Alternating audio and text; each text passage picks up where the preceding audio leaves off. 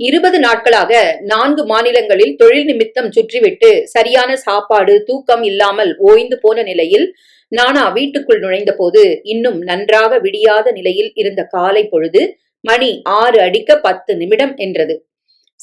சந்தியை முடித்துவிட்டு வாசத்திண்ணையில் சேது கொண்டு வந்து தரும் காஃபிக்காகவும் எதிர்வீட்டு ராமநாதன் படித்த பின்னர் இந்தாரம் என்று வேண்டா வெறுப்புடன் விட்டெறிய போகும் தந்தி பேப்பருக்காகவும் கிச்சாமி காத்திருக்கும் நாழிகை அது.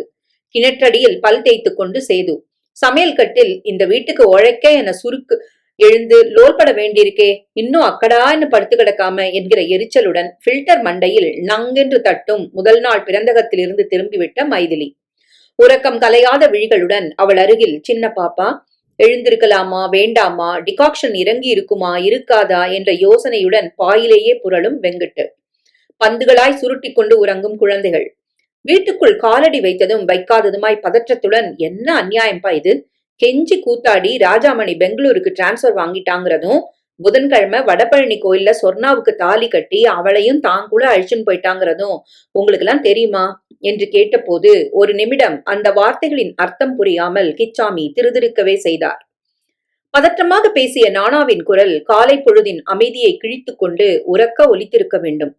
அரை நொடியில் உள்ளறையில் இருந்த வெங்கட்டு வாசலுக்கு ஓடி வந்தான். கூடவே எதிர்போஷன் கண்ணபிரான் இதென்ன கூத்து என்கிற பாவத்துடன் திண்ணையை எட்டி பார்க்க தன் வீட்டு வாசலில் கோலம் போட்டுக் கொண்டிருந்த அலமேலும்மா சரக்கென்று நிமிர எதிர்வீட்டு ராமநாதன் கூட 4:08 ரோட்டை கடந்து பேப்பருடன் கிச்சாமியின் அருகில் வந்து நின்று கொண்டார். முதலில் மீண்டது வெங்கட்டுதான். என்னடா வந்ததும் வராதுமா என்னமோ ஒளர்ல வெங்கட்டு, நடந்தது தெரியுமான்னு தான் கேக்குறேன். என்ன நடந்தது? அதான் ஏற்கனவே கேட்டனே. கெஞ்சி கூத்தாடி பெங்களூருக்கு ராஜாமணி டிரான்ஸ்பர் வாங்கிட்டதும், புதன்கிழமை கோவில்ல சொர்ணாவுக்கு தாலி கட்டி தன்னோட கூட்டின் போனதும். அவன் முடிக்கும் முன் கிச்சாமி குறுக்கிட்டு கத்தினார். போதும் நிறுத்துடா, என்னாச்சு உனக்கு? டூர் போன இடத்துல மூளைகளை பிசகிட்டு தானே கண்ணா பின்னான்னு பேச உனக்கு வெக்கமா இல்லையா? நானா தூணில் சாய்ந்து கொண்டு தன்னை ஆசுவாசப்படுத்திக் கொள்ள முயன்றான். அப்படின்னா உங்களுக்கு எல்லாம் ஒண்ணுமே தெரியாதா? நான் சந்தேகப்பட்டது சரிதான். என்னடா சந்தேகப்பட்ட? தத்து பித்துன்னு எதையாவது உளராம ஒழுங்கா பேச போறியா இல்லையா? என்ன பேச விடுங்களேன்பா. நேத்து மேலே நானா பேசும் முன்னர் பக்கத்து வீட்டு வாசலில் நின்று நடப்பதையெல்லாம் பார்த்து கொண்டிருந்த அலமேலும்மா கையில் இருந்த டப்பாவை திண்ணையில் வைத்துவிட்டு வேகமா இவர்கள் வீட்டு பக்கம் வந்தாள். வெட்கம் மானம் இல்லாமல் வம்பு ஒன்று கிடைத்துவிட்ட குஷியில் கையில் பேப்பர் சகிதம் நிற்கும் ராமநாதனையும் ஃபேக்டரிக்கு செல்ல நாளியாகிவிட்டதை உணராமல் வாயை திறந்தவாறு நிற்கும் கண்ணபிரானையும் அழுத்தமாக ஒரு தரம் பார்த்துவிட்டு தழைந்த குரலில் அதட்டலாய் பேசினாள். குடும்ப சமாச்சாரத்தெல்லாம் வாசத்தினில உட்கார்ந்துன்னு பேசணுமா மாமா? விவரம் தெரியாம இவன் தான் பேச்சு எடுத்துட்டான்னா உள்ள அழைச்சுன்னு போய் என்ன ஏது நிதானமா விசாரிக்காம நீங்களும் நடுத்தருல நின்னுட்டு கேள்வி மேல கேள்வி கேட்டு இருக்கே. வெறும் வாய மெல்ற நம்ம ஜனங்க அவள் கிடைச்சா விடுவாளா? முதல்ல பிள்ளைகளை கூட்டின்னு உள்ள போய் கோப்படாம விரத்த கேளுங்கோ. போடா நானா, போய் கை கால அலமிண்டு சித்த ஆசுவாசப்படுத்திண்டு சொல்ல வந்ததை சொல்லு. வெங்கட்டு நீயும் உள்ள போடா. நன்னா வீட்டு சமாச்சாரங்களை அப்பாவும் பிள்ளைகளமா திண்ணையில உட்கார்ந்துட்டு அலசரேல். தெளிவாக அலமேலுமா அதட்ட அப்போதுதான் சுயநினைவு வந்த தினசில் கிச்சாமி திடுக்கிட்டு இப்படியும் அப்படியும் பார்த்தார். எதிரில் ராமநாதன், அந்த பக்கம் கண்ணபிரான், ஜன்னல்களில் அல்லு அசல் பெண்களின் தலைகள். சே, என்ன இது? மாமி சொல்ற மாதிரி பசங்களுக்குத்தான் நிதானம் இல்லன்னா நானுமா நிலமறந்து எகிரி குதிக்கிறது? அரை நிமிடம் மௌனித்து தன் வீட்டுக்கு சென்று விட்டு வந்த கைகாரியத்தை அலமேலும்மா தொடங்குவதையும் அசடு வழிய ராமநாதனும் கண்ணபிரானும் தம் தம் இல்லத்துக்கு திரும்புவதையும் பார்த்தபடி அமர்ந்திருந்தவர் மெதுவாக எழுந்தார். உள்ளவாடா நானா, எதுவானாலும் ஆத்துக்குள்ள போய் பேசிக்கலாம் என்று முனகலாக பேசி உட்பக்கமாய் நகர அலமேலு அம்மாவின் பேச்சோ அதிலிருந்த யதார்த்தமோ உரைக்காத தினசில் வெங்குட்டு நின்ற இடத்திலிருந்தே காட்டமாக பேசினான். ஆமா, பெரிய மாளிகை, உள்ளறையில போய் பேசினா யார் காதுல விழாம இருக்கிறதுக்கு. இங்க நின்னுண்டாலும் அங்க நின்னுண்டாலும் எப்படியும் அடுத்த போர்ஷன் மனுஷா காதுல விழாமலா இருந்துட போறது. இது என்ன வரட்டு ஜம்பம்? நானா, நீ என்ன சொல்ல வந்த? அதை சொல்லி முடிடா. நானா தூண் பக்கமாய் திண்ணையில் வைத்திருந்த பெட்டியை எடுத்துக்கொண்டான். உனக்கு தானாவும் தெரியாது, அடுத்தவா சொன்னாலும் எடுத்துக்கொள்ள மனம் கிடையாதா என்கிற பார்வை ஒன்றை வெங்கட்டுவை நோக்கி வீசிவிட்டு அப்பாவை தொடர்ந்து உள்ளே வந்தான். வாசலில் நடந்த பேச்சுவார்த்தைகளால் உறக்கம் கலைந்து போய் எழுந்து உட்கார்ந்திருந்த குமாரை போய் பல் தேய்ச்சிட்டு சமயக்கட்டிலே உட்கார்ந்து படிடா போ என்று விரட்டின கிச்சாமி சுவரில் சரிந்தவாறு அமர்ந்தார். கண்களை இடுக்கிக் கொண்டு கடைசி மகனை கேட்டார். இப்ப சொல்லுடா, காலங்காத்தால பெருசா எதுக்காக ஒரு குண்டை தூக்கி போடுற? நானா கைகளை மார்பின் குறுக்காக கட்டிக்கொண்டான். அப்போ நடந்தது உங்களுக்கு எல்லாம் தெரியாதா? இப்போது பின்னோடு வந்த வெங்கட்டு சீறினான். சொல்ல வந்தத ஒழுங்கா சொல்றதுன்னா சொல்லு. அத விட்டுட்டு திரும்ப திரும்ப உங்களுக்கு தெரியாதான்னு அதே பல்லவிய பாடி நிக்காத. நானா 2 அடி நகர்ந்து அரைக்கதவை சாற்றினான். எதுக்காக இப்படி கத்துற? இப்படித்தான் அலமேலுமா சொல்லிட்டு போனா. உங்களுக்குள்ள மட்டும் இருக்க வேண்டிய விஷயத்த 4 வீட்டுக்கு தெரியும்படி சொல்லாதீங்கன்னு. அவ கடக்கா புத்திமதி சொல்லாம விவரத்தை சொல்ல போறியா இல்லையா? ராஜாமணி டிரான்ஸ்பர் கேட்டு வாங்கிட்டானா? எதுக்கு? சொர்ணாவுக்கு தாலி கட்டி தன்னோடவே கூட்டின்னு போயிட்டானா? எந்த சொர்ணா? இங்க பாடம் சொல்லிக்க வரேன்னு மாடு மாதிரி ஒரு பொண்ணு வருவாளே அவளா? அந்த சின்ன பொண்ணா? நல்ல கதடா இது. எவனோ போக்கத்தவன் வேலை மெனக்கிட்டு உனக்கு காது குத்தி அனுப்பியிருக்கான். நீயும் ஒருவித சிரிப்போடு நானா கூறியதை நம்பாமல் வெங்கட்டு பேச கிச்சாமி இடைமறித்தார். நீ கொஞ்சம் வாய மூடின்னு இருக்கியா வெங்கட்டு? இவன் என்ன சொல்ல வரான்னு முழுசா கேட்டுக்காம நீ சொல்றா நானா? பதட்டப்படாம என்ன சொல்ல வந்தேங்கிறத நிதானமா சொல்லு. சொல்லுங்களே தவிர நீங்கள்லாம் சேர்ந்துட்டு என்னை எங்க பேச விடுறேன்? குறுக்க பேசாம கேக்குறாளா? நான் சொன்னது நிஜம். ராஜாமணி வலிய போய் தான் ஆபீசர் கால்ல விழுந்து 100 ரூபாய் குறைச்சு வந்தாலும் பரவாயில்லன்னு பெங்களூர்ல புதுக்கடை திறக்கிறத கேள்விப்பட்டு டிரான்ஸ்பர் வாங்கிட்டானாம். முந்தா நாள் வடபழனி கோயில்ல அந்த சொர்ணாவுக்கு தாலி கட்டிட்டு அன்னைக்கு ராத்திரி மெயில்ல புறப்பட்டு போனப்போ தான் கூடவே அவளையும் அழிச்சுன்னு போயிட்டானாம். இதற்குள் சமையலறையிலிருந்து வாசல் அறைக்கு வந்து கதவோரமாய் நின்று இவர்கள் பேச்சை கேட்டுக்கொண்டிருந்த மைதிலி வாயில் 2 தரம் தட்டி ஐயோ ஐயோ என்றாள் பதைப்புடன். மனைவியின் செய்கை வெங்குட்டுவின் ரோஷத்தை தூண்டிவிட தம்பியை நெருங்கி முறைப்பாக பேசினான். உள்ளுள்ள கூடவே இருந்த எங்களுக்கெல்லாம் தெரியாத செய்தி உனக்கு எப்படிடா தெரிஞ்சது? ராஜாமணியோட ஆபீஸ்ல அக்கௌண்டண்டா வேலை பார்க்கிற திருநாவுக்கரசு சொன்னார். அவருக்கு எப்படி தெரியுமா? இது என்ன அசட்டு கேள்வி? ஒரே ஆபீஸ்ல வேலை பார்க்கிற அவளுக்கு அங்க நடக்கிற விவரம் எல்லாம் தெரியாமலா போயிடும்? நம்ம கூட தான் ஒரே வீட்டுல இருக்கோம். அப்ப நடக்கிறதெல்லாம் நமக்கு தெரிஞ்சிருக்க வேண்டாமா? டே வெங்கட்டு, குதர்க்கவாதம் பண்ணாம சும்மா இருக்க போறியா இல்லையா? திருநாவுக்கரசன் நீ எங்க பார்த்தனானா? நேத்து காஞ்சிபுரத்துல எனக்கு வேலை. டாக்டர்களை பார்த்து முடிச்சுட்டு பஸ் ஸ்டாப்புக்கு வந்துட்டு இருந்தப்போ அவரை பார்த்தேன். ஆச்சாரிய சுவாமிகளை பார்க்க வந்தாராம். தரிசனம் பண்ணிட்டு திரும்புறப்போ பஸ் ஸ்டாண்ட்ல எதாச்சியோ சந்திச்சோம். ஒரே பஸ்ல ஒன்னா மெட்ராஸுக்கு வரச்சே தாங்க மாட்டாம அத்தனையும் சொல்லிட்டார். ஆனாலும் ராஜாமணி இத்தனை சுயநலத்தோட நடந்துக்க வேண்டாம். ஆபீஸே அவன் முதுகுக்கு பின்னால சிரிக்கிறதுன்னு அவர் வருத்தப்பட்டுள்ளப்போ எனக்கு வாஸ்தவமா ஒண்ணுமே புரியல. என்ன சொல்றேன் சார்ன்னு எனக்கு எதுவுமே தெரியாதுன்னு புரிஞ்சப்புறம் ரொம்ப தயங்கினார். விடாம துருவினப்புறம் ஒன்னொன்னா வெளியில வந்தது. கேட்க கேட்க மனசு குதிச்சுதான் போயிடுது. ஆம்பளைங்கன்ற நினைப்பு கூட இல்லாம இதெல்லாம் நிஜமா சார்? அவர் கைய புச்சுன்னு அழமாட்டா குறையா கேட்டேன். சத்தியமா அத்தனையும் நடந்ததுதான் நானா? ஒன்னண்ட நான் ஏன் பொய் சொல்லணும்னு சொன்னேன். வாய பொத்திண்டு பிரம பிடிச்ச தினசுல உட்கார்ந்துட்டு இருந்துட்டு பஸ்ஸ விட்டு இறங்கினதும் பதறின்னு ஓடி வரேன். பேசிக்கொண்டே போன நானாவின் குரல் சட்டென்று செம்மி போனது. நான் தழுத்தழுத்தது. துக்கம் தொண்டையை அடைத்துக் கொள்ள மேலே அவன் பேசின போது வார்த்தைகள் கிசுகிசுப்பாய் வெளிப்பட்டன. இப்போ ராஜாமணி நம்ம கூட இல்லையாப்பா? பெங்களூருக்கு மாத்தின் போயிட்டானா? ஏன்பா? அவனுக்கு இங்க என்ன கஷ்டம்? பெத்த குழந்தையில கூட விட்டுட்டு எப்படிப்பா? எப்படிப்பா? கேட்ட செய்தியை நம்ப முடியாமல் அத்தனை பேரும் அதிர்ந்து போக ஒரு சில நிமிடங்கள் மௌனத்தில் கரைந்தன. ஈஸ்வரா, என் அப்பனே என்று முணுமுணுத்த கிச்சாமி கலங்கிவிட்ட கண்களை மூடிக்கொள்ள, அட கிரகச்சாரமே, இந்த வயசுல இந்த மனுஷனுக்கு புத்தி இப்படியா போகணும்? பொண்டாட்டி செத்து போயிட்டா என்ன? அதுக்காக இப்படியா அசிங்கமா ஒரு காரியத்தை பண்ணணும்? தூத்தேரி. அந்த மனுஷனோட மூஞ்சியும் மோரையும் பாக்குறப்போ எனக்கு அப்பவே பத்தின் வரும். குளிச்சுட்டு வந்தா விவஸ்தே இல்லாம ஓர கண்ணால பாக்குறப்போ வெக்கத்துல தேகம் குன்னி போயிடும். அந்த சொர்ணாவத்தான் சொல்லு. ஏதோ பாடம் சொல்லிக்கத்தான் வராளாக்கும்னு நினைச்சா இப்படியா? சரியான நாய் ஜென்மங்கள். எங்க ஆத்துல கேட்டா அவமானம் தாங்காம நாக்க புடுங்கிக்கத்தான் போறா. ஆமா, என்ன அப்படியே மரமாட்டம் நின்றுட்டு இருந்தா என்ன அர்த்தம்? முதல்ல கையை தட்டி கொண்டு நீளமாய் மைத்திலி பேசிக்கொண்டே போக கிச்சாமி கண்களை திறந்து பளிச்சென்று கத்தினார். எவளாவது ஏதாவது இப்ப பேசினா நான் பொல்லாதவன் ஆயிடுவேன். ஆமா, கண்ட கழிசடைகளை வீட்டுக்கு வர சொல்லி அவாட்ட கண்ட கண்ட புஸ்தகத்தை எல்லாம் வாங்கி வெக்கமானா இல்லாம படிச்சு அவளோட சினிமாவுக்கும் எக்ஸிபிஷனுக்கும் சுத்துறப்போ மட்டும் எந்த அசிங்கமும் யாருக்கும் உரைக்கலையாக்கும். நடந்தது நிஜமா பொய்யான்னு விசாரிக்கிறதுக்கு முன்னால அடுத்தவாளை எதுக்காக அனாவசியமா பழிக்கணும்? நான் ஒருத்தன் பெரியவனா இருக்கிறத மறந்துட்டு வீணா வம்பு பேசிட்டு தூஷிச்சா எனக்கு கெட்ட கோவம் வரும். ஆமா, போங்க எல்லாரும் உள்ள. முதல்ல அவாவா தங்களை சரியா வச்சுக்கிற வழிய பாருங்க. அப்புறமா மத்தவாளை பார்த்து கை கொட்டி சிரிக்கலாம். சின்ன பாப்பா என்னடி பண்றாங்க? உள்ள போய் சமையல் வேலையை கவனிடி. வந்துட்டா பெரிய மனுஷியாட்டம் பேச்ச கேட்க. குரல் கேட்டுதுன்னா வந்து மின்னிய திருகிடுவேன். இந்தாடா வெங்குட்டு, உனக்கும் சொல்றேன், நடந்தது என்னன்னு விசாரிச்சு புரிஞ்சுக்கிற வரைக்கும் உன் பொண்டாட்டிய வாய் காட்டாம இருக்க சொல்லு. குழந்தைகள் இருக்கிறத கூட மறந்துட்டு தணல வாரி கொட்டுறா மாதிரி அவ கத்துறா. நீ கேட்டு நிக்கிறியே. உன் கூட பிறந்தவன் தானே ராஜாமணி. அவனை சொன்னா உனக்கு உரைக்கல? அத்தனை பேர் முன்னிலையில் என்றைக்கும் இல்லாத அதிசயமாய் மாமனார் திட்டிவிட்டது அவமானத்தை கிளப்பிவிட, என் புத்திய செருப்பால் அடிக்கணும். யார் எக்கேடு கேட்டா எனக்கு என்ன? எனக்கு இதுவும் வேணும் இன்னமும் வேணும் என்று புலம்பலுடன் தலையில் மைதிலி ஓங்கி அடித்துக் கொள்ள, வழக்கம் போல மனைவியின் வேதனையை தாங்காத வெங்கிட்டு வெகுண்டு எழுந்தான். ஒரே குடும்பத்துல பிறந்துட்டதுக்காக அவன் கொலை பண்ணா கூட, ஆஹா எங்க அண்ணா என்னமா கொலை பண்ணிருக்கான்னு கூத்தாட சொல்லலா? உங்களுக்கு தான் சூடு சொல்லணும் இல்லைன்னா எங்களுக்கும் இல்லைன்னு நினைக்கிற. உங்க மனசுல என்னதான் நினைச்சுட்டு இருக்கு? இப்போ மைதிலி பேசுனதுல என்ன தப்பு?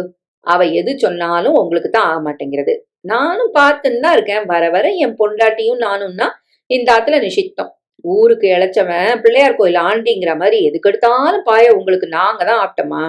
போனா போறதுன்னு தழிஞ்சு போனா ரொம்பத்தான் தலையில மிளகா இருக்கிறல. நீங்களும் உங்க பிள்ளையும் எக்கேடு கிட்ட எங்களுக்கு என்ன? மைதிலி, இந்த கிழமை சொன்னதுக்காக நீ ஏண்டி அழற? நீ கிளம்பு, சுரேஷ் எழுப்பு. உங்க ஆத்துல விட்டுட்டு நான் ஆபீஸ்க்கு போறேன். வீடா இது? சுடுகாடு, எழவெடுத்த சுடுகாடு. மனுஷன் இருப்பானா இங்க? காலடியில் கிடந்த தலைகாணியை ஒரு உதை விட்டு விட்டு வெங்கிட்டு கோபத்துடன் திரும்ப, நானா அவன் கையை எட்டி பிடித்து, வெங்கிட்டு, ஏற்கனவே எல்லாரும் மனசு வேதனைப்பட்டு இருக்கப்போ நொந்த புண்ணை கிளறி விடுற மாதிரி ஏன் இப்படி பேசுற? அப்பா வருத்தத்துல பேசுறது போய் பெருசா எடுத்துக்கலாமா வெங்கிட்டு? நில்ல என்று கெஞ்சியதை துளி லட்சியம் பண்ணாமல், விடுறா கைய, மனுஷனா இவரு, சரியான காட்டெருமை. இவர் நிழல்ல நின்னா கூட பாவம், நான் ஒழியறேன் என்று கத்தியவாறு தம்பியின் கையை உதறிவிட்டு கொல்லை பக்கம் போனான். கிணற்றெலியில் மற்ற போர்ஷன் பெண்கள் தண்ணீர் எடுக்கும் பத்து தேய்க்கும் சாக்கில் கூட்டமாய் நின்று இவர்கள் வீட்டு நடப்பை வேடிக்கை பார்ப்பது சங்கடத்தை அதிகமாக்க, அண்ணனின் பின்னோடு போய் அவனை சமாதானப்படுத்தும் எண்ணத்தை கைவிட்டு விட்டு நானா திகைத்து போயிருந்த அப்பாவின் அருகில் அமர்ந்து கொண்டான். பல் தேய்த்து விட்டு மூலையோடு மூலையாய் ஒண்டிக் கொண்டு பேசிய பேச்சுக்கள் ஒரு திரிசாய் புரிந்து விட்டதில் துடிக்கும் உதடுகளோடு குமார். இது என்ன அநியாயம் என்கிற அதிர்ந்த பார்வையுடன் சமையல் கட்டு வாசலில் சேது. எது பற்றியும் கவலை இல்லாமல் தூங்கும் சுரேஷ், சுந்தரி. எந்த பட்டினம் கொள்ளை போனால் எனக்கென்ன என்ற விட்டேத்தியான குணத்துடன் பின்னலை அவிழ்த்து பின்னும் சின்ன பாப்பா. கொல்லைப்புறத்தில் யாரிடமோ குரலெடுத்து புகார் படிக்கும் வெங்கிட்டு. நிற்க வைத்து 4 அடி கொடுத்து விட்ட மாதிரி சமையலறையில் படுத்து விசும்பும் மைதிலி. கிச்சாமி மீண்டும் என்னப்பனே முருகா என்று முணுமுணுத்து கண்களை மூடிய போது மூடிய இமைகளின் வழியாக நீர் இறங்கி கன்னத்தில் கோடு போட்டது. அப்பாவின் வருத்தம் ஆளை தாக்க நானா கிட்டத்தில் குறிந்து, அப்பா என்னது இது? மேற்கொண்டு என்ன செய்யணும்னு யோசிக்கிறத விட்டுட்டு சின்ன குழந்தை மாதிரி அழறலே அப்பா என்று தேற்ற, கிச்சாமி கண்களை திறந்து பரிதாபமாய் விழித்தார். நான் என்னடா பண்ணுவேன்? மாபாரமா தாக்கிட்டானே, தாங்க முடியலேடா. நானா, ஏண்டா நீ சொன்னது பொய்யா இருக்க சாத்தியம் இருக்காதாடா? ராஜாமணி இவ்வளவு கீழ்த்தரமா நடந்துப்பான்னா நீ என்னென்ன பொய் சொல்றதுனால திருநாவுக்கரசுக்கு என்னப்பா லாபம்? தவிர முந்தா நாள் நடந்த கல்யாணத்துக்கு அவரே போயிட்டு வந்திருக்கார். ஈஸ்வரா ஈஸ்வரா, சாட்சி வேணும்னுட்டோ என்னவோ ஆபீஸ்ல இருந்து 2 பேரையும் சொர்ணாவோட வீட்டுல இருந்து கூட பிறந்தவனையும் ராஜாமணி கூட்டிருந்தானா. கிச்சாமி திகைப்புடன் நிமிர்ந்தார். அப்போ சொர்ணாவோட கூட பிறந்தவன் சம்மதத்தோட தான் இந்த கல்யாணம் நடந்திருக்குன்னு நான் சொல்றேன். அப்படித்தான் திருநாவுக்கரசு சொன்னார். நானா கூறியதை ஜீரணிக்க முயலும் எத்தனத்தில் கிச்சாமி தலையை குனிந்து கொண்டார். தோளுக்கு மிஞ்சின பிள்ளையையும் பெண்ணும் இருக்கையில் தன் உடம்பு சுகம் மட்டும் பிரதானமாகி போய் ராஜாமணி இப்படி நடந்து கொண்டதை நினைக்கையில் அடிவயிறு வெறுப்பில் கலங்கியது. அந்த சொர்ணாதான் எத்தனை சின்ன பெண்! இன்றைக்கெல்லாம் இருந்தால் அவளுக்கு 17 வயது இருக்குமா? இவன் தான் புத்தி கெட்டு போனான் என்றால் அந்த பெண்ணுமா? அவள் கூட பிறந்த அண்ணனுமா? அட விவஸ்தை கெட்ட ஜன்மங்களா! இந்த காதல் நாடகம் எத்தனை நாளாக நடந்திருக்கிறது? இது பற்றி சின்ன பாப்பாவுக்கு ஏதாவது தெரிந்திருக்குமோ? சரக்கென்று நிமிர்ந்தார். டி சின்ன பாப்பா, இங்க வா என்று அழைத்தார். என்ன, இந்த கன்றாவியெல்லாம் உனக்கு ஏற்கனவே தெரியுமாடி? நெஜத்தை சொல்லலன்னா முதுகுத்தோல் வாழ்ந்துடும். சொல்லு. நெஜமா தெரியாது தாத்தா. ஆனா பெரிய மாமாவும் சொர்ணாவும் காரணமே இல்லாம பார்த்து பார்த்து சிரிச்சுப்போ. அசடு வழிவா. இப்பெல்லாம் முன்ன மாதிரி சொர்ணா இங்க வரதில்ல. 10 நாள் முந்தி சொர்ணாவுக்கு பிறந்த நாள் வந்தது. அப்ப புதுசா டெர்கோசா புடவை கட்டிண்டு அதிசயமா இங்க வந்தா. நன்னா இருக்குடின்னு சொன்னேன். எல்லாம் உங்க மாமா செலெக்ஷன் தான் சொன்னா. நான் கூட சித்தி கிட்ட மாமா செலெக்ஷன்னா என்ன அர்த்தம், இவ கூட அவரும் கடைக்கு போயிருந்தாரா என்னன்னு கேட்டேன். நீங்க வேணா சித்திய கேட்டு பாருங்க. சொர்ணாவை பெத்தவ எங்க இருக்கா? அவ இல்ல, ரொம்ப சின்ன வயசுலயே செத்து போயிட்டா. அண்ணா மன்னி மட்டும்தான். மேலே எதுவும் கேட்க பிடிக்காத மாதிரி கிச்சாமி முகத்தை திருப்பிக் கொண்டார். கூட பிறந்தவனுக்கு, தங்கைக்கு 2 வேளை சோறு போடுவது பாரமாக இருந்திருக்க வேண்டும். அதுதான் 2 குழந்தைகள் உள்ள 40 வயதுக்காரன் என்று கூட பார்க்காமல் அவர்கள் காதலை உற்சாகப்படுத்தி தானே முன்னின்று கல்யாணத்தை நடத்தி வைத்திருக்கிறான். இப்ப என்னப்பா பண்றது? ம் ராஜாமணியோட பெங்களூர் அட்ரஸ் தெரியுமா உங்களுக்கு? நீளமாய் பெருமூச்சு விட்ட கிச்சாமி கண்களை இடுக்கிக் கொண்டு கேட்டார். தெரிஞ்சா என்ன பண்ணவர்தா உத்தேசம் நானா? போய் என்னடா இது உனக்கே நன்னா இருக்கா, குழந்தையில மனசு நினைச்சு பார்க்காம என்ன காரியம் பண்ணிட்டேன்னு பெரியவரா நீங்க அதட்டலாம். அதட்டி அப்பாவின் கேள்விக்கு பதில் கூற முடியாமல் நானா விழிகளை தழைத்துக் கொண்டான். ராஜாமணியை தெரிந்த வரைக்கும் இந்த ரீதியில் கேள்விகளை கேட்பதும் நியாயத்தை எதிர்பார்ப்பதும் வீணான காரியங்கள்தான். உங்களுக்கு என்ன என்பான். போங்கடா உங்க ஜோலிய பார்த்துண்டு என்பான். இன்னும் மிஞ்சி போனால் என் இஷ்டம், என்ன வேணா செய்வேன், எவனாவது கேள்வி கேட்டா சொந்தம் முறிஞ்சிடும்பா. இது நாள் வரைக்கும் ஒரு தரமாவது அடுத்தவர் அவர்கள் மனது என்று ஒன்று இருப்பதாக அவன் உணர்ந்திருந்தால்தானே இன்று துளி மனிதாபிமானத்தையாவது எதிர்பார்க்க. கல்லிலிருந்து நார் உரிக்கலாம் என்றால் ராஜாமணியிடமிருந்து நியாயத்தை எதிர்பார்க்கலாம். வேதனையுடன் பார்வையை சுழட்டிய போது முயல்குட்டியாக நடுங்கியபடி உட்கார்ந்திருந்த குமார் கண்களில் விழ துண்டை உதறிக்கொண்டு கிச்சாமி எழுந்தார். நீ சின்ன பாப்பா, அந்த சொர்ணாவோட வீடு எங்க இருக்குன்னு உனக்கு தெரியுமோ? தெரியும், விலாசத்தை சொல்லு. அவள் கூறியதை புத்தியில் வாங்கியபடி ஆணியில் தொங்கின சட்டையை கிச்சாமி தலைவழியாக மாட்டிக்கொண்ட போது தானும் கூட வருவதை உணர்த்த நானாவும் எழுந்து நின்றான். காப்பி சாப்பிடலையா அத்தம்பேர் என்ற சேதுவின் தயக்கம் நிறைந்த கேள்விக்கு வேண்டாம் என்று தலையசைத்துவிட்டு மகன் பின்தொடர கிச்சாமி படிகளில் இறங்கினார். இவர்கள் வீட்டில் நடக்கும் நாடகத்தை பார்க்க என எதிர் அடுத்த வீட்டுகளின் வாசல்களில் குளித்தனக்காரர்கள் காத்திருப்பது புரிய கால்களை அகல அகலமாய் வைத்து தெருவில் நடந்தார். சொர்ணா வீட்டில் கிச்சாமி எதிர்பார்த்ததை விட வரவேற்பு மட்டமாகத்தான் இருந்தது. சேதி தெரிந்து மற்றவர் பெற்றவர் சண்டைக்கு எந்த நிமிடத்திலும் வரலாம் என்று எதிர்பார்த்தது போல இவர்கள் தலையை கண்டதுமே சொர்ணாவின் அண்ணன் பாய தயாராக இருந்தான். நான் ராஜாமணியோட அப்பா, இவன் தம்பி. நாங்க என்னமோ கேள்விப்படுறோமே, அது நிஜம்தானா என்று கிச்சாமி சின்ன குரலில் தொடங்கியதும் மேலே பேச விடாமல் அண்ணன்காரன் தாண்டி குதித்தான். மனைவி இறந்ததும் ராஜாமணி தவித்த தவிப்பு சொல்லி மாளாதாம். சரியாய் ஒரு வாய் சாப்பாடு போட நாதியின்றி அனாதையாய் அல்லல்பட்டவனை கண்டு அவனுடைய தங்கை மனமிறங்கி போய்விட்டாளாம். வயசென்ன அந்தஸ்தென்ன, ஒரு மனுஷர் அன்புக்காக ஏங்கும் போது அதை கூட கொடுக்க முடியலாம்னா எப்படி என்று அவள் உருக, தங்கையின் பேச்சில் நியாயத்தை உணர்ந்து இவனும் முன்னால் நின்று அவர்கள் திருமணத்தை நடத்தி வைத்தானாம். மூச்சு விடாமல் தங்களை உயர்த்தி இவர்களை மட்டம் தட்டி அண்ணன் பேச கேட்ட வரைக்கும் போதும் என்கிற எரிச்சலுடன் வாங்கப்பா போலாம் என்று நானா கிச்சாமியை கிளப்பி கொண்டு வந்தான். அடுத்து ராஜாமணியின் ஆபீஸுக்கு சென்றார்கள். அது திறக்கும் வரை காத்திருந்து திருநாவுக்கரசை சந்தித்தார்கள். நடந்தது அத்தனையும் கனவல்ல, நனவுதான். ரொம்ப நாட்களாகவே ராஜாமணி திட்டம் போட்டு அத்தனையும் கச்சிதமாய் நடத்தி இருக்கிறான் என்பதோடு ப்ராவிடன்ட் ஃபண்டில் 4000 ரூபாய் கடன் வாங்கி சொர்ணாவின் அண்ணனுக்கு வாய்க்கரிசியாக போட்டிருக்கிறான் என்பதும் திருநாவுக்கரசு மூலமாக தெரிய வர கிச்சாமி ரொம்பவும் தான் அடிபட்டு போனார். வீட்டுக்கும் பெற்ற குழந்தைகளுக்கும் ஒற்றை ரூபாய் தர மனசு ஆகாதவன் 4000 ரூபாய் கடன் வாங்கி தந்திருக்கிறானா? நிஜமாகவா? அந்த அளவுக்கு சொர்ணா வெறி, இல்லை அவள் உடம்பு மோகம் அவனை ஆட்டி படைத்திருக்கிறதோ? முதுகுக்கு பின் இன்று இத்தனை செய்துவிட்டு போனவன் நாளைக்கு அவளுக்கு குழந்தை குட்டி என்று ஆகிவிட்டால் எப்படி நடந்து கொள்வான்? அப்புறம் குமார் சுந்தரியின் கதி? ஏற்கனவே இறந்துவிட்ட மூத்த மகள் சீதாலட்சுமியின் குழந்தைகள், சின்ன பாப்பா மங்களத்தின் சுமையை தாங்கும் தோளில் இனி குமார் சுந்தரியின் பொறுப்பையும் சுமக்க வேண்டி வருமோ? திடுமென அந்த சுமைகளின் பாரத்தை தன்னால் சமாளிக்க முடியுமா என்கிற பயம் எழுந்து உடம்பையும் மனதையும் வெலவெலக்க செய்ய ஆபீஸ் என்பதையும் மறந்து அப்படியே குத்திட்டு உட்கார்ந்து நான் என்ன பண்ணுவேண்டா நானா என்று பரிதாபமாய் புலம்பிய போது கண்களிலிருந்து பெருகிய நீரை கிச்சாமியால் கட்டுப்படுத்த இயலாமல் போனது.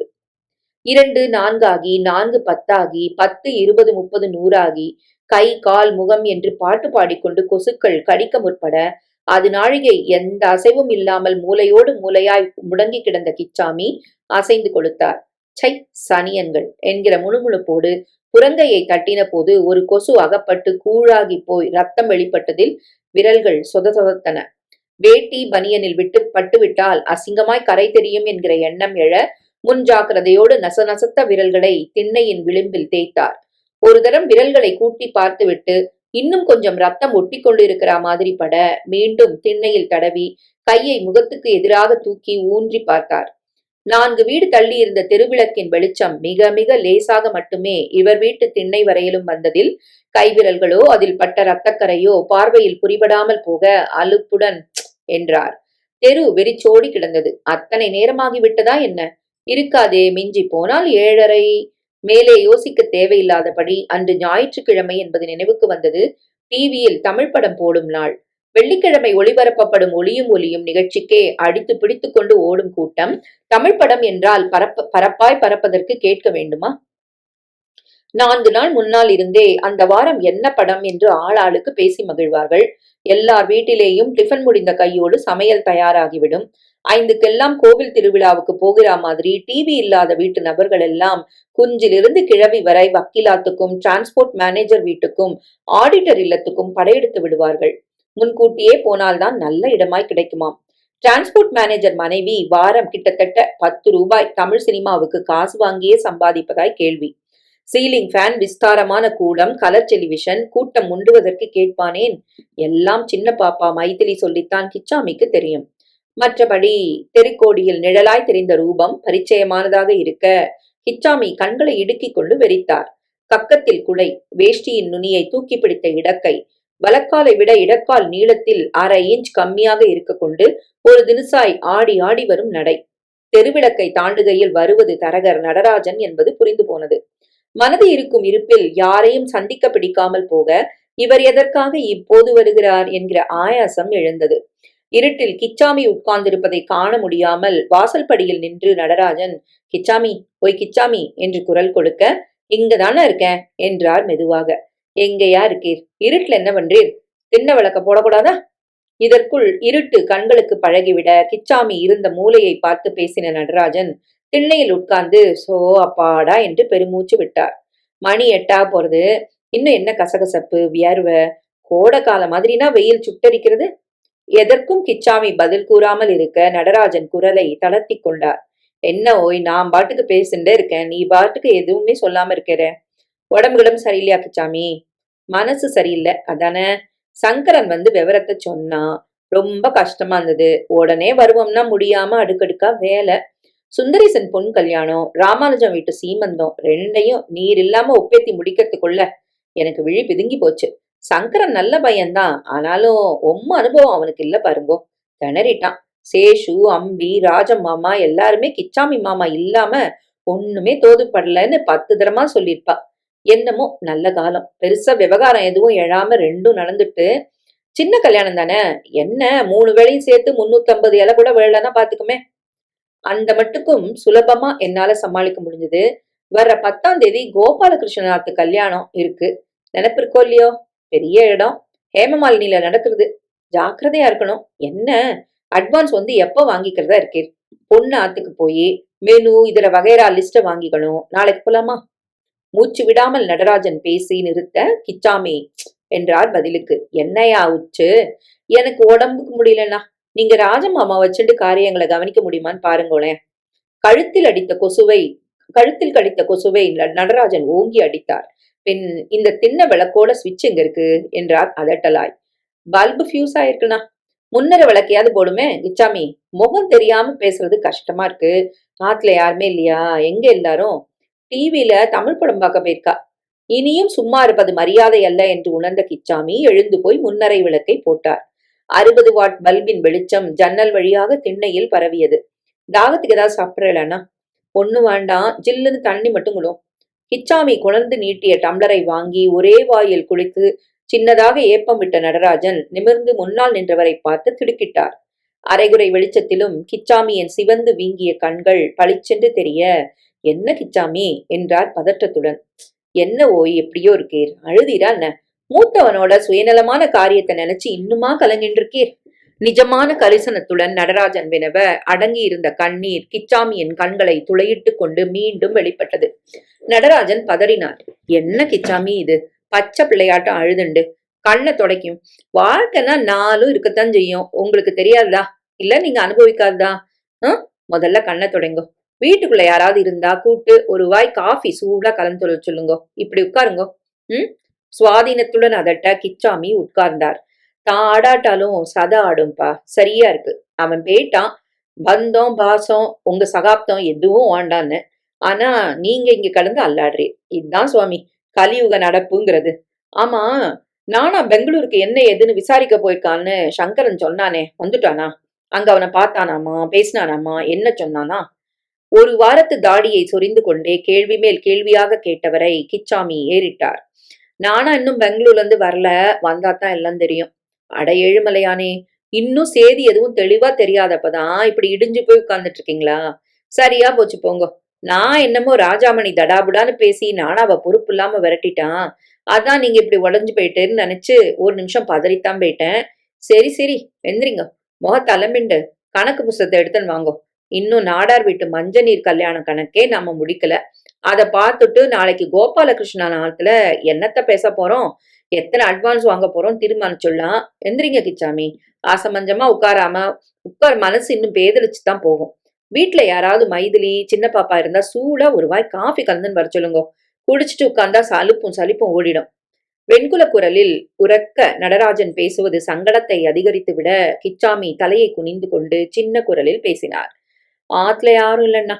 ஓ, டிவியில தமிழ் படம் பார்க்க போயிட்டாலோ? இன்னைக்கு ஞாயிற்றுக்கிழமைங்கிறதே மறந்துட்டேன். குழந்தைகள் படம் பார்க்கத்தான் போயிருக்கா. வந்து மைதிலி. துக்கம் தொண்டையை அடைத்த மாதிரி கிச்சாமியின் உதடுகள் கோணிக்கொள்ள எதுவும் புரியாமல் விழித்த நடராஜன் உரக்க அதட்டினார். என்ன ஆச்சு உமக்கு? துசுக்குன்னா இப்படி கண் கலங்குறீர்? மைதிலிக்கு என்ன உடம்பு சரியில்லையா? மறுபடியும் உண்டா இருக்கான்னு சொன்னீரே, அசம்பாவிதமா ஒண்ணும் நடக்கலையே. உடம்பு சரியில்லைன்னா டாக்டரை பார்த்து மருந்து சாட்டா போச்சு. அதுக்காக கண் கலங்குவாளா? என்ன கிச்சாமி இது? அது இல்லைன்னா வந்து வந்து மைதிலியையும் சுரேஷையும் கூட்டிண்டு வெங்கிட்டு ஆத்த விட்டு போயிட்டான். இப்போது பீரிட்ட அழுகையை அடக்க கிச்சாமி ரொம்பவும் பிரயத்தனப்பட வேண்டி வந்தது. விவரம் தெளிவாக புரியாத குழப்பத்தில் நடராஜன் முன்னால் சாய்ந்தார். 4 நாள் முந்தி நானா ஊர்ல இருந்து வந்து ராஜாமணி சேதி இப்படின்னு சொன்னதும் கோச்சுண்டு பொண்டாட்டிய பிறந்தாத்துக்கு வெங்கிட்டு அனுப்புனது தானே சொல்றீர்? இல்லன்னா, இங்க எங்க கூட இருக்கிறது அவமானமா இருக்குன்னு சாமா எல்லாத்தையும் சப்ஜாடா எடுத்துண்டு பொண்டாட்டி குழந்தையோட போயிட்டான்னா. என்னது? இந்த கூத்து எப்ப நடந்தது? இன்னைக்குத்தான். ஒரு வாரமாவே வீட்டு பக்கம் வராம இருந்தவன் இன்னைக்கு ஒரு கைவண்டி எடுத்துன்னு வந்துட்டும். ராஜாமணி இப்படி செஞ்சதும் உங்களோட எல்லாம் சேர்ந்து இருக்கிறதும் உங்களை அப்பான்னு சொல்லிக்கிறதும் எனக்கு அவமானமா இருக்கு. நான் ஒருத்தன் இருக்கிறத மறந்து தலைக்கு குளிச்சிருங்கோன்னு மொறப்பா 4 வரி பேசினான். மேற்கொண்டு என்ன ஏதுன்னு எந்த விவரமும் சொல்லாம தான் சாமான்களை மூட்டை கட்டி ஏத்திண்டு மளமளன்னு போயிட்டான்னா. இனியும் அப்பாவோடு இருந்தால் குடும்பச் சுமை தன் தோளில்தான் ஏறிக்கொள்ளும். அண்ணன் விட்டு போன குழந்தைகளின் பொறுப்பும் தன்னுடையதாகி விடும் என்கிற பயம் எழுந்து ஆளை விரட்டினதில் வெங்கிட்டு மகா சுயநலத்தோடு செயல்பட்டு உடனடியாய் பித்து கொண்டு போய்விட்டதை தெளிவாக உணர முடிய என்ன சொல்லி கிச்சாமியை சமாதானப்படுத்துவோம் என்று புரியாது சில நிமிடங்களுக்கு நடராஜன் தவித்துத்தான் போனார். என் பிள்ளைகள் சத்புத்திரர்கள் என்று ஏகப்பட்ட நம்பிக்கை வைத்துவிட்டு இன்று அந்த எதிர்பார்ப்பு வேரிலேயே வெட்டப்பட்டுவிட தூள் தூளாக உடைந்து போய் கலங்கும் வேதனை புரிய கிச்சாமியின் தோளை தட்டி கொடுத்தார். பின்னர் சரியான வார்த்தைகள் ஏதும் வராமல் போக ஒருவித கையாலாகதனத்துடன் சும்மா இருத்தலே சிறந்தது என்பது போல் மௌனத்தை கடைபிடித்தார். தமிழ் படம் முடிந்துவிட்டது. தெருவில் ஒருவராய் 2-3 நபர்களாய் தம் தம் வீட்டுக்கு திரும்புவோர்களின் நடமாட்டம். குமாரும் மங்களமும் மெல்ல நடந்து வந்து வாசல் படி ஏறுகிறார்கள். கிச்சாமி கேட்காமலேயே குமார், படம் முடிஞ்சிடுத்து தாத்தா என்றவன் அவர் ஏதாவது கேட்கலாம் என்கிற எதிர்பார்ப்புடன் அங்கேயே நின்றான். உதட்டை கடித்து தன்னை ஆசுவாசப்படுத்திக் கொண்ட கிச்சாமி விழிகளை உயர்த்தி, அவ எங்கடா என்றார். யாரு? சின்ன பாப்பாவா? அவ எங்களோட படம் பார்க்க வக்கீலாத்துக்கு வரல தாத்தா. அவ எப்பவுமே காசு கொடுத்து டிரான்ஸ்போர்ட் மேனேஜர் ஆத்துல கலர் டிவி தான் பார்க்க போவா. அவட்ட ஏதுரா காசு? சரி சரி, உள்ள போய் கைய கால அலம்பிக்கோ, நான் வந்து சாப்பாடு போடுறேன். குழந்தைகள் வீட்டுக்குள் சென்றதும் நடராஜன் எழுந்து நின்றார். என்ன சொல்லி உம்மை தேத்துறதுன்னு எனக்கு புரியல. தைரியமா இருங்கோ. கோபுரத்தை தாங்கத்தான் தாங்கிறதா பொம்மைகள் நினைச்சுண்டா அது பொம்மைகளோட அகம்பாவம் தானே தவிர நெஜம் இல்ல. காலம் எப்பேற்பட்ட ரணத்தையும் ஆத்தும்னு பெரியவா சொல்லுவா. அந்த காலம்தான் உம்ம பையன்களுக்கு புத்திய கொடுத்து உங்களையும் ஆசுவாசப்படுத்தணும். வெங்கிட்டு இப்படி செஞ்சுட்டாலும் நானா வந்து நல்ல செய்திய சொல்லுவான்னு நம்பலாமே. சரி, நான் புறப்படுறேன். 2 நாள் கழிச்சு மனசு செத்த தெளிஞ்சப்புறம் ஆத்து பக்கம் வாங்கோ. என்னால ஏதாவது உபகாரம் ஆகணும்னா தயங்காம கேளுங்கோ. மனச ரணப்பட்டுடாதீங்கோ. நான் வரட்டுமா? எழுந்து நின்றவரின் பின்னோடு கிச்சாமியும் எழுந்தார். நாடாராத்து மஞ்ச நீர் கணக்க பார்த்துள்ளான்னு சொன்னேலண்ணா. நடராஜன் வேண்டாம் என்று தலையசைத்தார். வெங்கட்டு சமாச்சாரம் கேள்விப்பட்டதுல இருந்து எனக்கும் மனசு சரியில்லாம போயிட்டுது கிச்சாமி. இன்னைக்கு வாண்டாம், என்ன அவசரம், 2 நாள் கழிச்சு செட்டில் பண்ணா போறது, கணக்கும் காசும் ஓடியா போயிடும். பதில் ஏதும் சொல்லாமல் கிச்சாமி நின்றாலும் ஓடித்தான் போய்விட்டது என்று மட்டும் மனதுக்குள் நினைத்து கொண்டார். 400 ரூபாய் முழுதாய் முள்ளங்கி பத்தையாய் 400 ரூபாய் எங்கே போய்விட்டது? சேதுவை மற்ற கடைக்காரர்களை விசாரித்த வரையிலும் எங்கும் தட்டுக்கிட்டு வைக்கவில்லை என்று உறுதியாக தெரிந்துவிட்டது. அப்புறம் கால் முளைத்து போய்விட்டதா? மாற்றுச்சாவி போட்டு யாராவது எடுத்து விட்டார்களா? யாராவது என்றால் ஓடிப்போன ராஜாமணி, பொறுப்புகளுக்கு பயந்து கொண்டு விலகி போன வெங்கட்டு. மேலே அவரை யோசிக்க விடாதபடி நடராஜன் பேசினார். அப்ப நான் வரட்டுமா கிச்சாமி? எல்லாம் நல்லதுக்கு, ஈஸ்வரோ ரக்ஷதுன்னு தைரியமா இருங்கோ என்ன? செருப்பை மாட்டிக்கொண்டு நடராஜன் இறங்கி போக சற்று நேரம் அப்படியே நின்று தெருவை வெறித்தவர் எதிர் அடுத்த வீட்டு மனிதர்கள் வாசலில் நின்று ஏதாவது அமளி நடக்காதா என்கிற எதிர்பார்ப்போடு தன் வீட்டு வாசலை ஏறிடுவதை புரிந்து கொள்ள முடிய அவசரமாய் திரும்பி உள்ளே போனார். வாசலறையில் குமார் புத்தகத்தோடு உட்கார்ந்திருந்தான். பக்கத்தில் தூக்க கலக்கத்தில் சுருண்டு படுத்துவிட்ட மங்களம். குழந்தைகளின் முகங்களில் பசி முள்ளாய் முளைவிட்டிருப்பதை காண முடிய சட்டென்று கிச்சாமியினுள் கோபம் வெடித்தது. துப்பு கெட்ட சின்ன பாப்பா, படம் முடிஞ்சு 1/2 மணி ஆறுது, இன்னும் அந்நியர் வீட்டுல உட்கார்ந்துட்டு என்ன பண்றா? பொறுப்பத்த தடிமாடு.